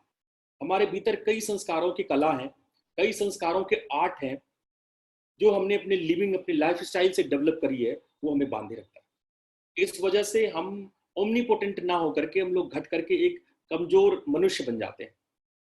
लेकिन हमारे अंदर आर्ट होने की वजह से हम अपने अंदर क्षमताएं डेवलप करते हैं, विकसित होते हैं, अपने अंदर नाना प्रकार की एक्स्ट्रा सेंसरी परसेप्शन डेवलप करते हैं, पावर्स डेवलप करते हैं, सिद्धियां डेवलप करते हैं। और ये सारी की सारी चीज जो है हमारे भीतर, ये यही लाखनी देवी की वजह से संभव हो पाता है। यही लाखनी देवी हमारे भीतर महापरिवर्तन कर पाती है। अब जरा हम लोग इस पित्त को समझे। एक और बात रह गई इसमें, ऐसे व्यक्ति बहुत टाइम मैनेजमेंट का ध्यान रखते हैं, जिनके अंदर अग्नि तत्व का भाव होता है, वो बहुत टाइमली होते हैं। लेकिन आप देखो, अग्नि है तो वैसे ही गुस्सैल होंगे, वैसे आदमी को गुस्सैल भी बहुत ज्यादा होते हैं। जिनमें अग्नि बहुत ज्यादा होती है, गुस्सैल भी होते हैं। उनके जरा सा टाइम इधर, वो हर चीज को एक वो चाहते हैं हर चीज एकदम एक स्टैंडर्ड हो, हर चीज एक सही तरीके से एक व्यवस्थित रहे। उसमें जरा सा इधर उधर हुआ, उनको क्रोध आ जाता है। वो कोशिश करते हैं अपने आप को ज्यादा बेहतरीन तरीके से, परफेक्शनिस्ट होते हैं, वो हमेशा परफेक्शन में विश्वास रखते हैं। अब आइए पित्त पे। जो ये पित्त है, वो वाटर एंड फायर, इन दोनों से मिलकर बना हुआ है। ठीक है, तो ये रजस और इसमें तमस का भी थोड़ा असर रहता है, क्योंकि वाटर एलिमेंट में तमस होने की वजह से पित्त वालों में तमस का प्रभाव रहता है। अब देखिए, पित्त अगर हम चरक और सुश्रुत से लें, तो सुश्रुत का 21वां और 11वां और 9वां और चरक का 12वां सूत्र के हिसाब से अगर हम चीजों को देखें, तो पित्त जो है वो हमारी डाइजेशन और मेटाबॉलिज्म, हमारे जो पचना है, चयापचय की क्रियाओं को वो प्रतिपादित करता है। और अग्नि और पित्त, ये इतना मैचिंग है, इसमें वाटर बहुत कम है, बहुत नाम मात्र का वाटर एलिमेंट है। पित्त लगभग फायर एलिमेंट है, लगभग फायर एलिमेंट है, लगभग रजस है। इसलिए जो पित्त के फंक्शंस को आप देखेंगे तो इसमें डाइजेशन है, इसमें विजन है। विजन को केवल आप दृश्य मत समझिए कि कोई चीज आपको देख रहे हैं, आपकी आंख और आपकी आंखों की क्रियाएं, आपके भीतर का विजन, आप क्लियर रहे कि आप जिंदगी में क्या करना चाहते हैं, कैसे करना चाहते हैं। क्योंकि अग्नि में प्रकाश है, आप देख सकते हैं, अपने भविष्य को जांच लेते हैं, परख लेते हैं। आपके भीतर में विजन है, आपके भीतर में फिलॉसफी है, और ये आपके भीतर के शरीर के टेम्परेचर को भी मेंटेन रखता है, आपके भीतर के डाइजेशन को, आपकी इतना ही नहीं, आपके शरीर का कॉम्प्लेक्शन, ठीक है, आपकी त्वचा के भीतर जो कलर है, जो कलर पिगमेंट्स हैं, ठीक है, और आप जो वेलोर है, वेलोर मतलब तो मूल्य, मानवीय मूल्य, जो आपकी ह्यूमन वैल्यूज है, ह्यूमन वैल्यूज का भी ख्याल रखता है, एथिक्स का भी ख्याल रखता है। आपके भीतर में हैप्पीनेस, इसका भी ख्याल यही चक्र रखता है, यही पित्त यही भाव रखता है। और मूल रूप से न्यूट्रिशन का मूल केंद्र यही पित्त होता है। अगर हम इसके फिजिकल कैरेक्टरिस्टिक पे जाएं तो ऐसे लोग बड़े स्पोर्टी होते हैं बाय नेचर, और बड़े समतुल होते हैं, ना तो मोटे ना तो पतले, बड़े ठीक ठाक इनका रहता है, डाइजेशन जबरदस्त रहता है। मतलब ये कच्चा पक्का जो खा लें सब पचा जाएंगे, सब कुछ पचा जाएंगे। बहुत अच्छा इनका एपेटाइट होता है। इनके जो फिंगर नेल्स होते हैं बड़े सॉफ्ट होते हैं, बड़ा ठीक ठाक स्लीप होता है इनका। कफ वालों की तरह बुरा हाल नहीं होता है, सोने नींद नहीं रहता है, बल्कि एक छोटा और अच्छा स्लीप, बढ़िया स्लीप होती है इनकी। और ये बहुत, इनके हाथों में पसीने आएंगे, ये बड़े पसीने रहते हैं। और इनकी मेटाबॉलिज्म इतनी होती है कि इसको हम लोग कहते हैं रोबस्ट मेटाबॉलिज्म। मतलब स्टोन को भी चबा जाए, शीशे को भी चबा जाए, स्टोन को भी पचा जाए, मतलब पत्थरों को भी पचा जाए, ऐसी डाइजेशन होती है इसकी। और कैरेक्टर से ये बड़े इंटेलिजेंट होते हैं, बहुत शार्प दिमाग के होते हैं, ये बहुत एम्बिशियस, बहुत महत्वाकांक्षी होते हैं। ये हमेशा ऊर्ध्व उठते रहते हैं। हवा अग्नि को देखिए ऊपर की ओर उठती रहती है, हमेशा ये ऊपर उठना चाहते हैं, बहुत एम्बिशियस होते हैं। ये जब सिग्नेचर करेंगे अपना सिग्नेचर, तो उनका सिग्नेचर ऊपर की ओर जाएगा। आप समझ लेना, सिग्नेचर से भी समझ में आ जाता है कि अब वात पित्त कब हो। तो कहीं ना कहीं ये बहुत एम्बिशियस होते हैं, एक अच्छे लीडर होते हैं, इनमें नेतृत्व की बड़ी क्षमता होती है। लेकिन साथ ही साथ ये छिद्रान्वेषी या निंदक होते हैं, इनको दूसरों में बहुत कमियां दिखाई पड़ती है। ये डायनेमिक होते हैं, बहुत शक्तिशाली होते हैं।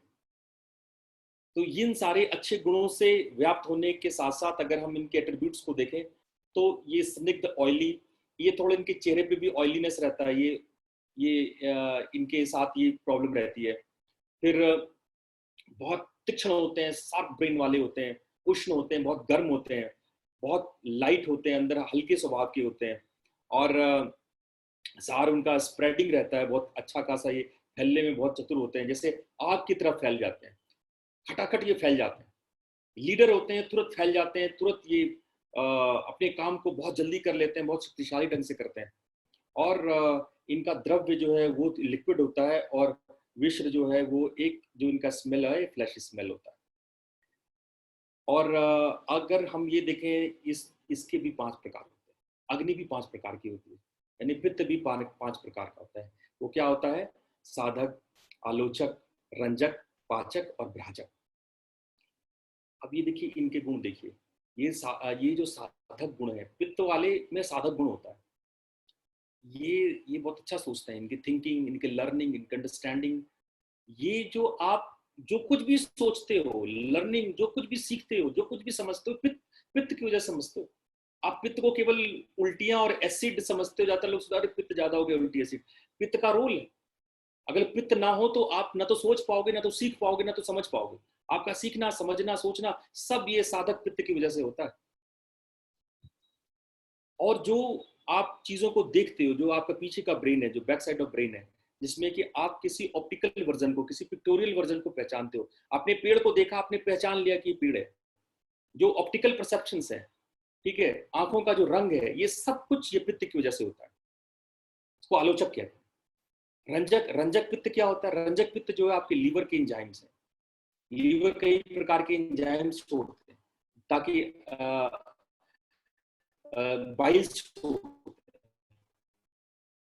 बाइल को नॉर्मली हम पित्त कहते हैं, वहां पित्ताशय है, वो उससे पित्त रिलीज होता है। और पित्त जो है वो कहीं ना कहीं वो ऐसे एंजाइम है जो खाना पचाने में, और बहुत ज्यादा पित्त हो जाए, बहुत ज्यादा ओवर बाइल हो जाए, बाइल जो रक्त उसको उसमें असेंबल ना कर सके, और टू मच बाइल जिसको आप जो पच नहीं रहा है, टू मच एसिडिटी, तो ऐसे लोग को जॉन्डिस तक हो जाता है, पीलिया हो जाता है। देखिए ऐसे लोग पीले हो जाते हैं। मणिपुर का कलर क्या है? पीला है। मणिपुर का कलर पीला है ना, तो ऐसे लोग को पीलिया हो जाता है, तो अतिरेक में चले जाते हैं, पीले, शरीर पीला पड़ जाता है, अपाचन क्रिया एकदम ठप पड़ जाती है। सब कुछ देखिए मिलता जुलता है, सारा गणित आपको अब मिलता जुलता दिख रहा होगा, ठीक है। अब ये जो पाचक है, इसमें कई प्रकार के एंजाइम्स। देखो अग्नि का मतलब वही नहीं जो आग जो जलता हुआ दिख रहा है, वो एंजाइम जो आपको आपके भीतर पाचन की क्रियाएं कर रहा है, जो खाना आप भोजन कर रहे हो उसको तोड़ रहा है, उसको प्रोटीन को कई कई टुकड़ों में बांट रहा है, कार्बोहाइड्रेट्स को माल्टोज सक्रोज में तोड़ रहा है। वो तोड़ने का जो काम है, वो जो उसको कोई चीज को परिवर्तन करने का काम है, जो उसको सब्लिमेशन करने का काम है, उसको जो ट्रांसफॉर्मेशन करने का काम है, ये भी अग्नि का ही काम है। अग्नि वही मतलब जो आग जल रहा है वही अग्नि नहीं है, ये भी अग्नि है, ठीक है। ये पाचक है, डाइजेशन है, एब्जॉर्प्शन है, एब्जॉर्ब कर लेता है। आपकी जो आंतें हैं, आंत जो है वो एब्जॉर्ब कर लेती है। बहुत सारी खाना जो पेट से ड्यूडेनम से निकल करके आंत में पहुंचता है, वो आंत उसको खींच लेती है, उसको एब्जॉर्ब कर लेती है, उसको एसिमुलेट कर लेती है रक्त के साथ। तो एब्जॉर्प्शन, एसिमुलेशन, ये सारा काम जो है ये आपके पित्त ही करते हैं। भ्राजक का मतलब क्या होता है? ये जो स्किन का पिगमेंटेशन है, जिसकी वजह से कोई कलर है आपकी, है ना, आपके शरीर का तापमान, ये सब भ्राजक का काम है। तो ये सारा काम जो है पित्त करता है। तो पित्त का बहुत महत्वपूर्ण काम है। ये जो ब्रेन का ग्रे मैटर है, अभी तो व्हाइट मैटर था, वो तो हमने जाना कि वो कफ है, और ये जो ग्रे मैटर है वो ब्रेन का, क्योंकि व्हाइट और ग्रे दो मैटर से पूरा ब्रेन बना है, और ये ब्रेन का जो ग्रे मैटर है वो आपका पित्त, आपकी आंखें, आपका जो ब्लड है, जो खून है, जो स्किन है, हार्ट है, लीवर है, स्मॉल इंटेस्टाइन। देखिए सारे बहुत ही महत्वपूर्ण काम जो आपके भीतर में जो सुचारू, जो आपको भीतर जो एनाटॉमी फंक्शनल, बॉडी को फंक्शनल रखता है, उसमें पित्त का बहुत महत्वपूर्ण रोल है। अब अगर डिसऑर्डर हो जाए इसके, तो डिसऑर्डर होने पर क्या होता है? डिसऑर्डर होने पर सबसे पहली बात होती है कि इसके डिसऑर्डर सबसे पहले कई प्रकार की स्किन डिजीज होते हैं, कई प्रकार की गैस्ट्राइटिक, माइग्रेन पेन, सर दर्द होना, और जो है नींद ठीक से ना आना, कई प्रकार की पेट की बीमारियां आपको डेवलप हो जाती है, ठीक है। और ये केवल शरीर को ही नहीं होती बीमारियां, बैलेंस इम्बैलेंस जो है वो आपके इमोशंस तक जाता है, आप बड़े क्रोधी हो जाते हो। जैसे ही पित्त इम्बैलेंस होगा, पित्त बढ़ेगा, आप उतनी ज्यादा क्रोधी होते जाओगे, आपके भीतर में हेट्रेड, घृणा की भाव आएगा, आपके भीतर में जेलस का भाव आएगा।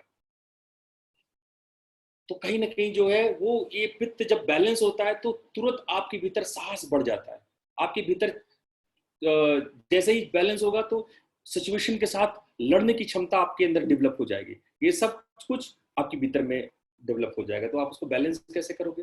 बैलेंस जितनी, जिस वाटर वाले चीज है, अग्नि को कौन बुझाएगा? अग्नि को पानी से ही बुझाओगे ना, अग्नि बढ़ जाएगी तो पानी से बुझाओगे। तो जैसे फ्रूट में जितना ज्यादा पानी वाली चीज हो, जैसे खीरा है, जैसे वो खरबूजा है, तरबूजे हैं, एप्पल है, ब्रोकली है, आलू है, जुकीनी है, जो तोरी की सब्जियां हैं, लौकी है, कद्दू है, ये छाछ है, ये सारी चीज आपके भीतर में वो ठंडक, जिसकी तासीर ठंडी होती है, वो आपके भीतर में वो चीज आपको डेवलप करेगी। और कहीं ना कहीं आपको बचना चाहिए कि दोपहर में सन बात करने, बहुत लोग बीच पे चले जाते हैं और समुद्र किनारे सन बात लेते हैं। तो सूर्य के, दोपहर के सूर्य की रोशनी से आपको बचना चाहिए, स्ट्रेस के काम से, बहुत स्ट्रेस। वैसे ही पित्त वाले जो है इतने दौड़ भाग करने वाले होते हैं, वो ऐसे ही अपने जीवन में स्ट्रेस लिए होते हैं। तो बहुत ज्यादा स्ट्रेस मत डालो, वरना वो और ज्यादा आप पित्त को बढ़ाओगे। जितना ज्यादा स्ट्रेस बढ़ाओगे उतना पित्त बढ़ता जाएगा। अपने महत्वाकांक्षाओं को कम करनी चाहिए, अपनी इच्छाओं को कम करो, तो इससे क्या होगा कि पित्त भी कंट्रोल होगा। और फूड तो जैसा मैंने बताया कि आप बढ़िया सुपाच्य खाना खाओ, उसमें ऑयली खाने, जो तेल मसाले वाली चीज है उसको कम खाओ, जो मीठा है ना। वैसे करेला में थोड़ा होता है, लेकिन करेला के अलावा जितनी भी दूसरी बीटर सब्जियां हैं उसमें जैसे आंवला वगैरह है, उसको आप खाओ, ये बहुत अच्छा है, ठीक है। तो कुछ ना कुछ आप जूसी फ्रूट्स खाओ जो नॉन एसिडिक हो। अच्छा, एसिडिक फूड्स, जूस क्या है? कुछ जैसे कॉफी है, अल्कोहल है, ये बहुत भारी एसिडिक है। कॉफी है और चाय है और जो शराब है, यहाँ तक कि कई बार जो पालक साग है और लहसुन है और बहुत खट्टी फ्रूट्स हैं, टोमेटोज हैं, ये भी नुकसान करते हैं। और जो बेहतरीन तरीका है सबसे उसको दूर करने का, कि आप सुबह सुबह टहलने निकल जाओ। अगर आप समुद्र किनारे हो तो समुद्र शाम के समय टहलने निकल जाओ, गार्डन में आप वॉक पे निकल जाओ। अगर आप कहीं पहाड़ों पे रह रहे हो तो पहाड़ पे एक राउंड घुमाओ। गार्डन कर सकते हो तो गार्डनिंग में समय बिताओ, हरी हरी चीजों को देखो, गार्डनिंग में समय बिताओ। खुले पाँव पे चलो, थोड़ा एक्यूपंचर भी होगा, एक्यूप्रेशर भी होगा, तो इससे अपने आप पित्त आपके कम होंगे। और अगर आप योगासन करना चाहते हो तो सबसे बेहतरीन बात है खासकर इनके लिए कि ये उष्ट्रासन करें, भुजंगासन करें, शीर्षासन करें। पर हाँ, शीर्षासन आप तभी करो जब पित्त ज्यादा ना हो। अगर पित्त तक आपकी बहुत बड़ी है तो शीर्षासन कभी नहीं करना चाहिए। शशांक आसन करो, थोड़े से जब आसन करो तो उसमें आसन में थोड़ा विश्राम करो, रुको, होल्ड करो। आजकल जब से अष्टांगा विन्यासा का वो दौर चला है तो लोग आसन कम, नृत्य ज्यादा करते हैं। एक आसन करते ही दूसरे आसन में बदल लेते हैं, वो डांस कर रहे हैं, वो आसन नहीं कर रहे हैं, वो विन्यासा के नाम पे डांस कर रहे हैं। तो आप आसन में थोड़ा रुको, फाइनल पोज में थोड़ा ब्रेथ दो, कम से कम 5 लंबी गहरी सांस आसन के फाइनल पोजर पर रुको। आप उस फाइनल पोस्चर का आनंद लो, तभी जाकर के आसन सिद्धि होती है। जब तक उसमें प्रत्न शैथिल्यता ना आ जाए तब तक आसन में आसन सिद्धि नहीं होती है। आजकल दौर चल गया है कि आप एक आसन फाइनल पोस्चर में पहुंचते ही दूसरे आसन में आप बदलने लगते हो, दूसरे आसन में जाने लगते हो। ये गलत प्रवृत्ति है, ये आसनों का गलत तरीका है। तो आसनों के फाइनल पोस्चर पे रुको, सांस लो, थोड़ा टाइम दो, उसमें थोड़ा टाइम बिताओ। हमसे किसी ने पूछा पश्चिम उत्तान आसन कब सिद्ध होगा? पश्चिम उत्तान तब सिद्ध होगा जब पश्चिम उत्तान आसन, जब आप फाइनल पोस्चर में होते हो तो उसमें सो जाओ। ऐसे प्रयत्न शैथिल्यता होनी चाहिए कि नींद आ जाए। पश्चिम उत्तान आसन करते करते आप सो जाओ, इतनी आराम से कर लो, तब जाकर के आसन सिद्ध होता है। 3.5 घंटे बिना हिले डुले, बिना दिक्कत के आप रह जाओ किसी पोस्चर पे, एक पोस्चर पे बने रहो, तब जाके आसन सिद्धि होती है। तो रुको थोड़ा वहां पे, ताकि जो आपका आसन है वो आपकी पित्त को कम कर सके, आपके शरीर को बैलेंस कर सके। बहुत ज्यादा है पित्त तो शीतली प्राणायाम करो, शीतकारी प्राणायाम करो। और आपके टीचर्स तो बहुत अच्छे हैं, गरिमा बहुत स्वभाव की और अपनी विद्या में बहुत ऊंची है, उसको योग विद्या का बहुत ज्ञान है, आप उनसे सीखो। वो आपको आसन सिखाएंगी, वो आपको प्राणायाम सिखाएंगी। शीतली शीतकारी बहुत अच्छा प्रैक्टिस है, उसको आप उनसे सीखो, गरिमा मैम से सीखो आप। और मेडिटेशन में आप ब्रीदिंग मेडिटेशन करो, खासकर जो मेडिटेशन जैसे विपस्सना है, जैसे आनापान सती है, जैसे प्राणापान विलय है। ऐसे बहुत सारे मेडिटेशन है जो श्वास पे बेस्ड है, जो आपके बॉडी और माइंड को काम करता है, शांत करता है। तो ये सब आपको सीखना चाहिए। अब आप एयर पे आते हैं, हम लोग एयर तत्व पे आते हैं। तो एयर तत्व के पीछे ये सिद्धांत है कि जो जो गैसियस फॉर्म में, जो सब्सटेंस या मैटर गैसियस फॉर्म में, हमको लग रहा है कि मैं समय की सीमाओं से आगे जा रहा हूँ। मैं आप लोग सबसे क्षमा चाहूँगा कि मैं थोड़ा और समय लूँगा, और मैं कोशिश करूँगा कि मैं जल्दी से अपनी बातों को पूरा करूँ। तो कहीं ना कहीं एयर एलिमेंट का रिलेशन, जो वायु तत्व का रिलेशन है, वो अनाहत चक्र से है, जिसके 12 पेटल्स होते हैं। द्वादश निदानम, 12 भावनाएं, 12 प्रकार की भावनाएं हैं, इसीलिए 12 पेटल्स है। अगर अपने सारे इमोशंस को आप कैटेगराइज करोगे तो 12 प्रकार की भावनाएं हैं। हम अपने चक्रा के क्लास में कई बार एक्सप्लेन करते हैं कितने प्रकार की भावनाएं, कौन कौन से कर्म है, कौन कौन सी इच्छाएं हैं, कैसे इन चक्रों पे सेंटर ऑफ डिजायर स्वादिष्ठान को क्यों कहते हैं, सेंटर ऑफ एक्शन मणिपुर को क्यों कहते हैं, सेंटर ऑफ इसको इमोशंस क्यों कहते हैं। और ये इसका पता हमें चलता है टच से, स्पर्श से। स्पर्श को आप ये मत सोचो कि केवल त्वचा में स्पर्श होता है। स्पर्श स्पर्श बहुत गहरा विज्ञान है। कोई बात आपको छू जाती है, करुणा आपको छू जाती है, आप हॉस्पिटल में गए, किसी रोगी को देखे या किसी छोटे बच्चे का गायन सुने, आपको दिल को छू गया। स्पर्श केवल त्वचा नहीं होता है, स्पर्श आपका इमोशंस होता है। जब इमोशन अनाहत हो जाए, उसमें आहत ना हो आपकी इमोशन आहत हो जाती है। जब ऐसे ऐसे स्पर्श जो अनाहत हो, जो आपको दुखी ना करता। अनाहत, अनाहत का दूसरा अर्थ वैसे वैसे धुन, वैसे ध्वनि जो बिना किसी टकराहट से निकलता, उसको अनाहत कहते हैं, उसको अनहत कहते हैं। इसके जो स्पंदन है, इसको यंग कहते हैं, और इसका जो यंत्र बनता है उसको हम लोग षटकोण कहते हैं। अब इसको भी थोड़ा सा एक विहंगम दृष्टि से देख लें, इसको क्षणिक वे में देख लें, तो इसमें भी 3-4 यंत्र आपको दिखेंगे। एक तो इसमें जो भगवान शिव है वो ईशान रूप में है, बड़े यंग है, ईशान रूप में है, बड़े शक्तिशाली हैं, उनको रुद्र ईशान कहा जाता है, और वो अपने पूरे फॉर्मेट में है, अपनी युवा शक्ति में है। और यहाँ पे एक हिरन दिख रहा है, काला हिरन दिख रहा है, जो कि इस बात का प्रतीक है कि बहुत चंचल है, बहुत फास्ट है, यहाँ वहाँ कूदने चंचल, ये चंचला प्रतीक है, इसलिए हिरन को चंचल कहा जाता है। ये यहाँ वहाँ इसको पकड़ पाना बहुत मुश्किल है, ठीक है। और फिर आप यहाँ पर एक और देवी देख रहे होंगे, जो कि इनके बगल में बैठी हैं, और इनको हम लोग यहाँ पे 2 देवियां हैं दरअसल। एक जो ऊपर आप देख रहे हो, ऊपर तो वो कुंडलिनी शक्ति का स्वरूप है, और कहीं ना कहीं जो आप इस साइड में देख रहे हो, दाएं साइड में देख रहे हो, ये काकनी शक्ति है। काकनी शक्ति, जिसमें काकनी मुद्रा, अगर आप मुद्रा पे ध्यान दो तो काकनी मुद्रा भी है, काकनी यंत्र भी है। काकनी शक्ति इतनी शक्तिशाली शक्ति है कि हमारे सारे भावों को कंट्रोल करती है, हमारे सारी भावनाओं को कंट्रोल करती है, और भावनाओं को कंट्रोल करने के लिए वो अपने सभी मुख का इस्तेमाल करती है। इन भावनाओं पर कई तांत्रिक प्रैक्टिसेस हैं, कई प्रकार के तांत्रिक प्रैक्टिसेस इन भावनाओं से उत्पन्न होती है। इसलिए ये काकनी देवी महाशक्ति इन भावनाओं को संचालित करने की वजह से अनाहत में पूजनीय है, और अनाहत इन्हीं शक्तियों से हमें सिद्ध करता है, इनकी ही हम सिद्धि, इन्हीं शक्तियों से हम सिद्ध होते हैं। और जो ऊपर देवी दिख रही है वो कुंडली शक्ति का प्रतीक है, कुंडली शक्ति का परिचायक है। जब कुंडली शक्ति ऊर्ध्वमुखी होती है, अनाहत में ही कुंडली शक्ति ऊर्ध्वमुखी हो जाती है, मणिपुर तक समतुल्य रहती है, लेकिन कुंडली शक्ति अनाहत में जाके ऊर्ध्वमुखी हो जाती है। अगर हम ये देखें तो ये सेंटर ऑफ इमोशन है, ये भावनाओं का केंद्र है और इसका स्वभाव गैसियस है। गैसियस स्वभाव का मतलब है कि यत्र तत्र बहता है, यहाँ वहाँ बहता रहता है, ठीक है। और इसके पीछे जो फिलोसॉफिकल कॉन्सेप्ट है टू बीइंग, स्वयं के होने का भाव होता है, ठीक है। इसमें जो भावनाएं, कई प्रकार की भावना होती है और हम भावनाओं से स्वयं को पहचानते हैं, स्वयं को जानते हैं अपनी भावनाओं से।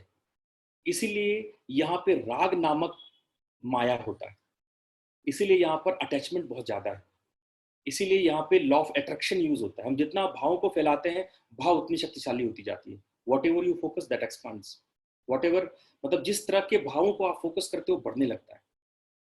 और आपके यहाँ पे एक्चुअली जो आपका परम चेतना है, आपकी जो विशुद्ध चेतना है, वो कंप्लीट संपूर्ण है, लेकिन उस संपूर्णता को आप फील नहीं कर पाते। आप उन संपूर्णता को सोचते हो कि हमें किसी दूसरे व्यक्ति से, हमें अपनी पत्नी से, अपने गर्लफ्रेंड से, अपने फलाने फलाने से संपूर्णता मिल जाएगी, तो संपूर्णता आपको नहीं मिलती है। वहां आप फंसते हो अटैचमेंट में, राग में। तो यहाँ पर जो कंचुक है, यहाँ पे जो कंचुक काम करता है, जो माया, जो पर्दा को ढक देता है, वो राग है, वो अटैचमेंट है, लॉ ऑफ अट्रैक्शन। तो कहीं ना कहीं इसके शिकार हम होते जाते हैं। अब हम लोग तेजी से एथर एलिमेंट को भी देख लें, आकाश तत्व को भी देख लें। जो आकाश तत्व आपके भीतर में स्पेस पैदा करता है, इसके 16, ये सोडस कलाओं वाला, हमारे भीतर 16 प्रकार के विज्ञान होते हैं, सोडस कला होते हैं। इसका लोकेशन जो है, इसीलिए इसके 16 पेटल्स होते हैं। इसके लोकेशन जो है वो थ्रोट पिट के पीछे, हमारे जो ये कंठ गुहा है उसके पीछे यहाँ पे। और सेंस ऑर्गन्स आपके कान है और श्रवण शक्ति है, इसकी तन मात्रा, और इसका शेप क्रिसेंट मून की तरह होता है या सर्कुलर होता है। और इसका जो आवाज है, इसका जो स्पंदन है, वो हंग है। और इसमें जो देवी है, जो रेसाइडिंग देवी है, वो शाकिनी देवी है। और ये शाकिनी देवी क्या काम करती है? ये आपके सारी प्रकार के ध्वनियों का नियंत्रण करती है, ये आपके भीतर के फैलाव को नियंत्रण करती है। इसलिए इस शक्ति का महत्वपूर्ण रोल है। और ये पंचमुखी होती है। इसमें जो शिव, भगवान शिव है, वो भी पंचमुखी होते हैं। पंचमुखी का अर्थ होता है कि ये सारी शक्तियों, सारे ईशत्व शक्तियों को लिए हुए होते हैं। सारे ईशत्व शक्ति, ईशत्व शक्ति क्या होता है? एटर्निटी, ओमनीपोटेंट, ओमनीप्रेजेंट, ओमनीसिएंट, ये सर्वज्ञता का विज्ञान है, ये सर्वता का भाव है, कंप्लीटनेस। ये सारे चक्रों का ये गूढ़ है, ये आकाश तत्व है। और इसमें जो एलिफेंट दिख रहा है वो एरावत है। एरावत हवा में उड़ सकता है। आपका मास ज्यादा होते हुए, भार ज्यादा होते हुए भी आप हवा में उड़ सकते हैं। इंद्रिय शक्ति, इंद्र की शक्ति रखते हैं आप। अगर इस चक्र को बहुत गौर से देखें तो ये चक्र सेंटर ऑफ नॉलेज, इसमें 16 प्रकार की विद्याएं हैं, षड कलाएं, षोडश कलाएं हैं। और इसके जो स्वभाव में बहुत स्पेसियसनेस होता है। ये लॉ ऑफ कॉग्निशन, विजडम को फॉलो करता है। और कहीं ना कहीं जो ज्ञान, ये ऐसा पर्दा है, ये आपके ओमनी सर्वज्ञता के बीच में ज्ञान के पर्दे को रखता है। ज्ञान का पर्दा क्या है? कई बार ज्ञान और इंफॉर्मेशंस आपको सच्चे ज्ञान से बांधता है। परोक्ष ज्ञान जो है कई बार प्रत्यक्ष ज्ञान से रोक देता है। कई बार आपके द्वारा इंफॉर्मेशन किया हुआ, कलेक्ट किया हुआ ज्ञान जो आपकी चेतना का शुद्ध प्रकाश है, उसको रोकता है। इसीलिए यहाँ पर ज्ञान बंधन के रूप में होता है। अब आते हैं वात, जो एथर और एयर एलिमेंट से बना हुआ होता है। तो कहीं ना कहीं अगर हम इसको चरक और सुश्रुत के शब्दों में कहें तो ये हमारे सारे नर्वस सिस्टम को, जो ऑटोनमस नर्वस सिस्टम है, जो सेंट्रल नर्वस सिस्टम है, उसको रिप्रेजेंट करता है। और इनकी वजह से हमारा सारा नर्वस सिस्टम फंक्शन करता है सुश्रुत और चरक के अनुसार। और इनका काम है कोऑर्डिनेशन, यहाँ से वहाँ चीज़ों को ले जाना। इनका काम है चीज़ों को कंट्रोल करना, कोऑर्डिनेट करना, संकेत करना। इंफॉर्मेशन जो यहाँ से वहाँ जाता है ना, different parts of the body, अलग अलग शरीर में, ये सारे काम का इनिशिएशन करना, उसको कोऑर्डिनेट करना, उसमें जो है कंट्रोल करना, ये इस सारे चीज़ों में इसका रोल होता है। और यही नहीं, जितने भी साइकोलॉजिकल प्रोसेस हैं, जो बॉडी लैंग्वेज है, आप गुस्से हैं तो शरीर आपका भाव भंगिमा गुस्से वाला बना देगा। आप घृणा से भरे हैं, आप डरे हुए हैं, तो उस तरह की भाव भंगिमा आपकी बनेगी। ये सारे साइकोलॉजिकल प्रोसेस, जो बॉडी लैंग्वेज है, वो इसी वात के द्वारा डेवलप होता है। और यही नहीं, वात जो है आपके भीतर की वाक शक्ति है, आपके भीतर के जितने भी सेंसेस है उसको ट्रांसमिशन करता है। ये न्यूरॉन फंक्शन को जो न्यूरो ट्रांसमिशन होता है ये इसी की वजह से होता है। अगर हम इसको देखें कि ये इसका फिजिकल कैरेक्टरिस्टिक क्या है, तो कहीं ना कहीं ये हमारे बोन्स में, हमारे स्किन में, हमारे इनके ये ऐसे हल्के लोग होते हैं, पतले दुबले होते हैं, बहुत स्किनी होते हैं और बहुत इनका ड्राई स्किन होता है, और बाल भी बहुत अच्छे नहीं, बहुत पतले पतले बाल होते हैं और कई बार उड़ जाते हैं इनके बाल, और बहुत जल्दी ये कॉन्स्टिपेशन के शिकार हो जाते हैं, और ये इनमें बहुत ज़्यादा इरेगुलर, कभी भूख लगेगा तो बहुत भूख लगेगा, आप कभी खाएंगे ही नहीं। इनमें एपिटाइट बहुत इरेगुलर होता है, और इनके नाखून जो है बड़े टेढ़े मेढ़े से होते हैं, और खासकर जैसे उम्र उनकी जाती है नाखून बड़े कमजोर होते चले जाते हैं। ये बहुत कम सोने वाले लोग हैं, और कहीं ना कहीं इनके जॉइंट्स में प्रॉब्लम्स आने शुरू हो जाती है ना। ये लोग बहुत जल्दी गठिया के मरीज हो जाते हैं। इनका जो सबसे मुश्किल बात है, इसके कैरेक्टर का जो सबसे मुश्किल पार्ट है, रेस्टलेस माइंड। रेस्टलेस माइंड मतलब ये बहुत चंचल प्रवृत्ति के होते हैं, जितने क्रिएटिव होते हैं, जितने सामाजिक होते हैं, बहुत जल्दी सामाजिक रिलेशन बनाते हैं, इनके मूवमेंट बहुत जल्दी होते हैं। जैसे ये खरगोश और कछुए की मैच में आप देखे होंगे, खरगोश बहुत तेज दौड़ता है लेकिन वो जल्दी ही दौड़ना छोड़ के सो भी जाता है। अक्सर ये तेज होते हैं, तर्रार होते हैं, फास्ट होते हैं, क्रिएटिव होते हैं, लेकिन असली जंग हार जाते हैं, और वो कछुआ जीत जाता है। वो ये कफ और पित्त वाले जीत जाते हैं, क्योंकि वो उनका मन बदल जाता है, वो सोचते हैं थोड़ा देर सो जाए। तो ये खरगोश की तरह होते हैं, बड़े मूडी होते हैं, तुरंत चेंज हो जाते हैं, इनका माइंड तुरंत चेंज, इन पर विश्वास करना बड़ा कठिन होता है। ये तुरंत अपने भाव को बदल लेंगे, लेकिन उतनी इनके भीतर में आध्यात्मिकता होती है। इनके नर्वस सिस्टम बहुत ब्राइट होते हैं। तो ये सब इनके कुछ बिहेवियर हैं। ये रुख स्वभाव के होते हैं, और ये लाइट, नॉर्मली बहुत लाइट होते हैं। इनको बहुत जल्दी ठंड लगती है, कोल्ड स्वभाव के होते हैं। ये रफ होते हैं, ये सूक्ष्म होते हैं, ये चल होते हैं, और ये विशद होते हैं, बहुत क्लियर होते हैं। इनको समझ पाना आसान होता है। अब चूंकि वात प्राणवाहिका होती है, इसीलिए इस वात को भी 5 भागों में बांटा जाता है। प्राण वायु, उदान वायु, व्यान वायु, समान वायु, अपान वायु। खासकर योग वाले इसको बहुत ढंग से पढ़ाते हैं। योग वालों ने इसको बहुत अच्छे से समझा है, बहुत अच्छे, क्योंकि योग में इस वायु का बहुत ज्यादा इस्तेमाल होता है। प्राण के जागरण में, प्राणायाम में हम अपनी साधना को बिना वात के, बिना इसके सहयोग के नहीं कर सकते हैं, इसलिए इनका बहुत रोल होता है। आप इसको अगर हम बॉडी में समझे कि वात कहाँ कहाँ होता है, 1 मिनट पहले मैं शॉर्ट में बता दूं। प्राण जो ऊर्ध्वगामी होता है, उदान जो निम्नगामी, वही प्राण जब ऊपर की ओर उठे तो उसको प्राण कहते हैं, जब नीचे की ओर जाए तो उदान कहते हैं। व्यान जो सर्वत्र व्याप्त है, समान जो नाभि के पास, या जो इस तरह का मूवमेंट है, जो सीधा सीधा मूवमेंट है, दाएं से बाएं, बाएं से दाएं, उसको हम समान कहते हैं। और अपान का मतलब होता है जो डाउनवर्ड्स हो, नीचे की तरफ हो। उदान का मतलब होता है सर्कुलर, स्पाइरल, जैसे हाथ में, पैर में, ये उदान है। अपवर्ड और जो सर्कुलर या फिर स्पाइरल, ये उदान है। और समान नीचे की तरफ, अपान नीचे की तरफ, समान पैरेलल। तो इन चीजों को आप समझेंगे। और ये वात कहाँ कहाँ होते हैं, तो ये ब्रेन में होते हैं, लेकिन ये ना तो डार्क मैटर में होते हैं, ना तो ग्रीन मैटर में होते हैं। ये जो न्यूरोट्रांसमीटर्स है, जहाँ पे न्यूरॉन ट्रांसमिट करता है विचारों को भाव में, वहां पर इस वात का, क्योंकि वात का काम है सिग्नलिंग, वात का काम है ट्रांसपोर्ट, एक जगह से दूसरे जगह पे ले जाना। तो जो न्यूरॉन का फंक्शन है, जो नर्वस सिस्टम का फंक्शन है, जो आपके थॉट मोटर ऑर्गन्स को जा रहा है, आपने इच्छा किया कि हाथ उठे और आपने हाथ को उठा लिया, ये वात करता है। आंख जो कान का फंक्शन है, जो बोन का फंक्शन है, जो आपके कमर का फंक्शन है, जो कोलोन का फंक्शन है, कोलोन मतलब जो बड़ी आंख है, थाइज जो आपके पैर का फंक्शन है, यहाँ पे मूल रूप से वात का फंक्शन है। तो वात जो है ये बहुत रूखे शरीर वाले होते हैं। इनको स्लीप डिसऑर्डर्स होते हैं, ये बड़े नर्वस होते हैं, कॉन्स्टिपेटेड होते हैं, और इनको जो है मस्कुलोस्केलेटल प्रॉब्लम अक्सर रहता है। इनको मांस और हड्डियों की बीमारियां इनको अक्सर रहती है।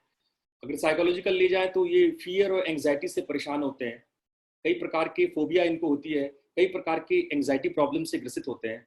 और अगर आप बैलेंस्ड हैं तो बहुत क्रिएटिव होते हैं, बहुत लाइटनेस होती है, बहुत तेज से आप विकसित होते हैं और खासकर आप बहुत जल्दी आध्यात्मिक हो जाते हैं। आप में आध्यात्मिक गुण बहुत गहरा होता है, क्योंकि आप में आकाश तत्व बहुत ज्यादा होता है। तो आपको करना क्या है, इसको बैलेंस करने के लिए आप खाना पीना सोना सही कर लो, बस कुछ नहीं करना है। आप समय पे खाओ, सही खाना खाओ और समय पे सो, और बस सोना खाना और आपका एक्शन सही हो जाए, बस सब कुछ ठीक हो जाएगा। ठीक है, शरीर को गर्म रखो, गर्म पानी, जब वात बहुत परेशान हो जाए ना, गर्म पानी पिया करो, गर्म पानी से नहाओ, जितना ज्यादा गर्म पानी पियोगे उतना जल्दी वात ठीक होगा। सुबह वॉकिंग करो, वो सब कुछ जो पित्त वाले करते हैं उसको करो। आसन तो इसमें बहुत अच्छा है, जितना आसन प्राणायाम दबा के कर सकते हो, खूब सारे आसन, सारे आसन करो अगर कर सकते हो तो, कुछ में रुकने की जरूरत नहीं है। वात वालों को सारे आसन करने चाहिए। और जॉइंट एक्सरसाइज जो लोग नहीं सारे कर सकते, जॉइंट एक्सरसाइज तो डेली करें। जॉइंट एक्सरसाइज करोगे तो सारे रोग से वैसे ही निकल जाओगे। बाकी प्राणायाम में मैंने बताया, सारे प्राणायाम बहुत अच्छे हैं, सारे प्राणायाम इन्हीं लोग के लिए, वात वालों के लिए सारे प्राणायाम। और ये लोग बहुत जल्दी अपने प्राण को जागृत भी कर लेते हैं, क्योंकि इसमें रुद्र पंचमुखी है, तो इसलिए आप बहुत जल्दी विकसित होते हैं प्राणायाम से। और इसमें अगर आप मंत्र चैंटिंग करते हो, माला करते हो, गायत्री जप करते हो, तो फिर तो सोने पे सुहागा है। तो हम एक बार विहंगम दृष्टि से एक बार सबको देख लें कि अगर क्या करना चाहिए आपको। वात वाले हो तो आप जो है जल्दी 10 बजे सोने के लिए चले जाओ। पित्त वालों के लिए मॉडरेट है, वो नॉर्मली मॉडरेट नींद लेते हैं। कफ वालों को बहुत एक्सरसाइज करना चाहिए। वात वाले को जो है वो अपना रेगुलर डेली रूटीन एकदम फिक्स रखना चाहिए, दिनचर्या रोज बनाना चाहिए और डेली रूटीन फिक्स रखना चाहिए। पित्त वाले को जो है वो अपने आंख को थोड़ा आराम देना चाहिए, आंख पे थोड़ी ठंडी पट्टी खीरा वगैरह डाल के रिलैक्स करना चाहिए। कफ वाले को वॉकिंग करना चाहिए। और मेन खाना है वात वाले को दिन में खाना चाहिए, रात में कम खाओ, लेकिन दिन में मेन मील खाना चाहिए। बल्कि हम तो कहेंगे पित्त और कफ वालों को भी मेन मील जो है उनको दोपहर में ही खाना चाहिए। खूब सारा आसन प्राणायाम वात वाले करो, और पित्त वाले अगर तैरना जानते हो तो खूब स्विमिंग करो। जो लोग पहाड़ों पे रहते हैं खूब स्की करें। और जो पानी पे अगर वो लोग थोड़ा वॉक कर ले, पानी के आसपास जो बीच पे वो चले जहाँ पानी पर वो कर सकते हैं कुछ, ठीक है, तो उससे उनको राहत मिलेगा। और कफ वालों को मैं यही सलाह दूंगा कि भैया आप लोग 6 बजे से पहले उठ जाया करो। 6 बजे से उठने से आपके सारे रोग, जितने कफ की बीमारियां ठीक हो जाएंगी। सूर्योदय का दृश्य देखो, 6 बजे उठो और सुबह का दृश्य देखो। वात वालों को खूब बढ़िया मसाज चाहिए, अभ्यंग मसाज चाहिए। खूब बढ़िया मसाज मिल जाए, वात वाले बड़े खुश हो जाते हैं और उनको शरीर को लगता भी है। और पित्त वाले को तो सूर्य रोशनी, दिन की धूप से बचना चाहिए, छाते लेना चाहिए, थोड़ा धूप से बचना चाहिए।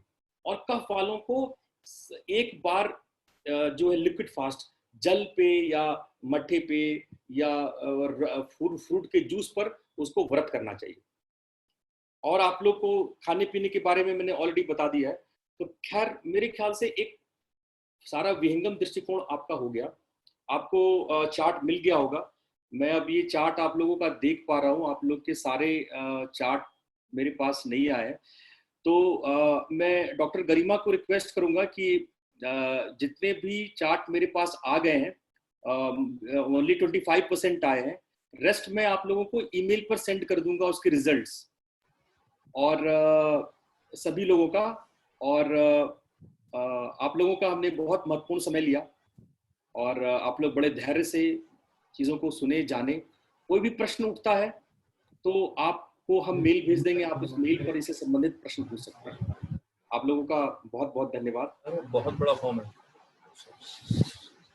बहुत बहुत धन्यवाद सर इस सारगर्भित व्याख्यान के लिए। ये बहुत ही अमूल्य समय था हम सभी लोगों के लिए। आप ज्ञान के भंडार हैं। हमें तो समुद्र से सिर्फ एक बूंद प्राप्त हुई है और समय समय पर हम आपसे इस ज्ञानार्जन के लिए बार बार आपसे संपर्क करते रहेंगे, इस तरीके के आयोजन करते रहेंगे।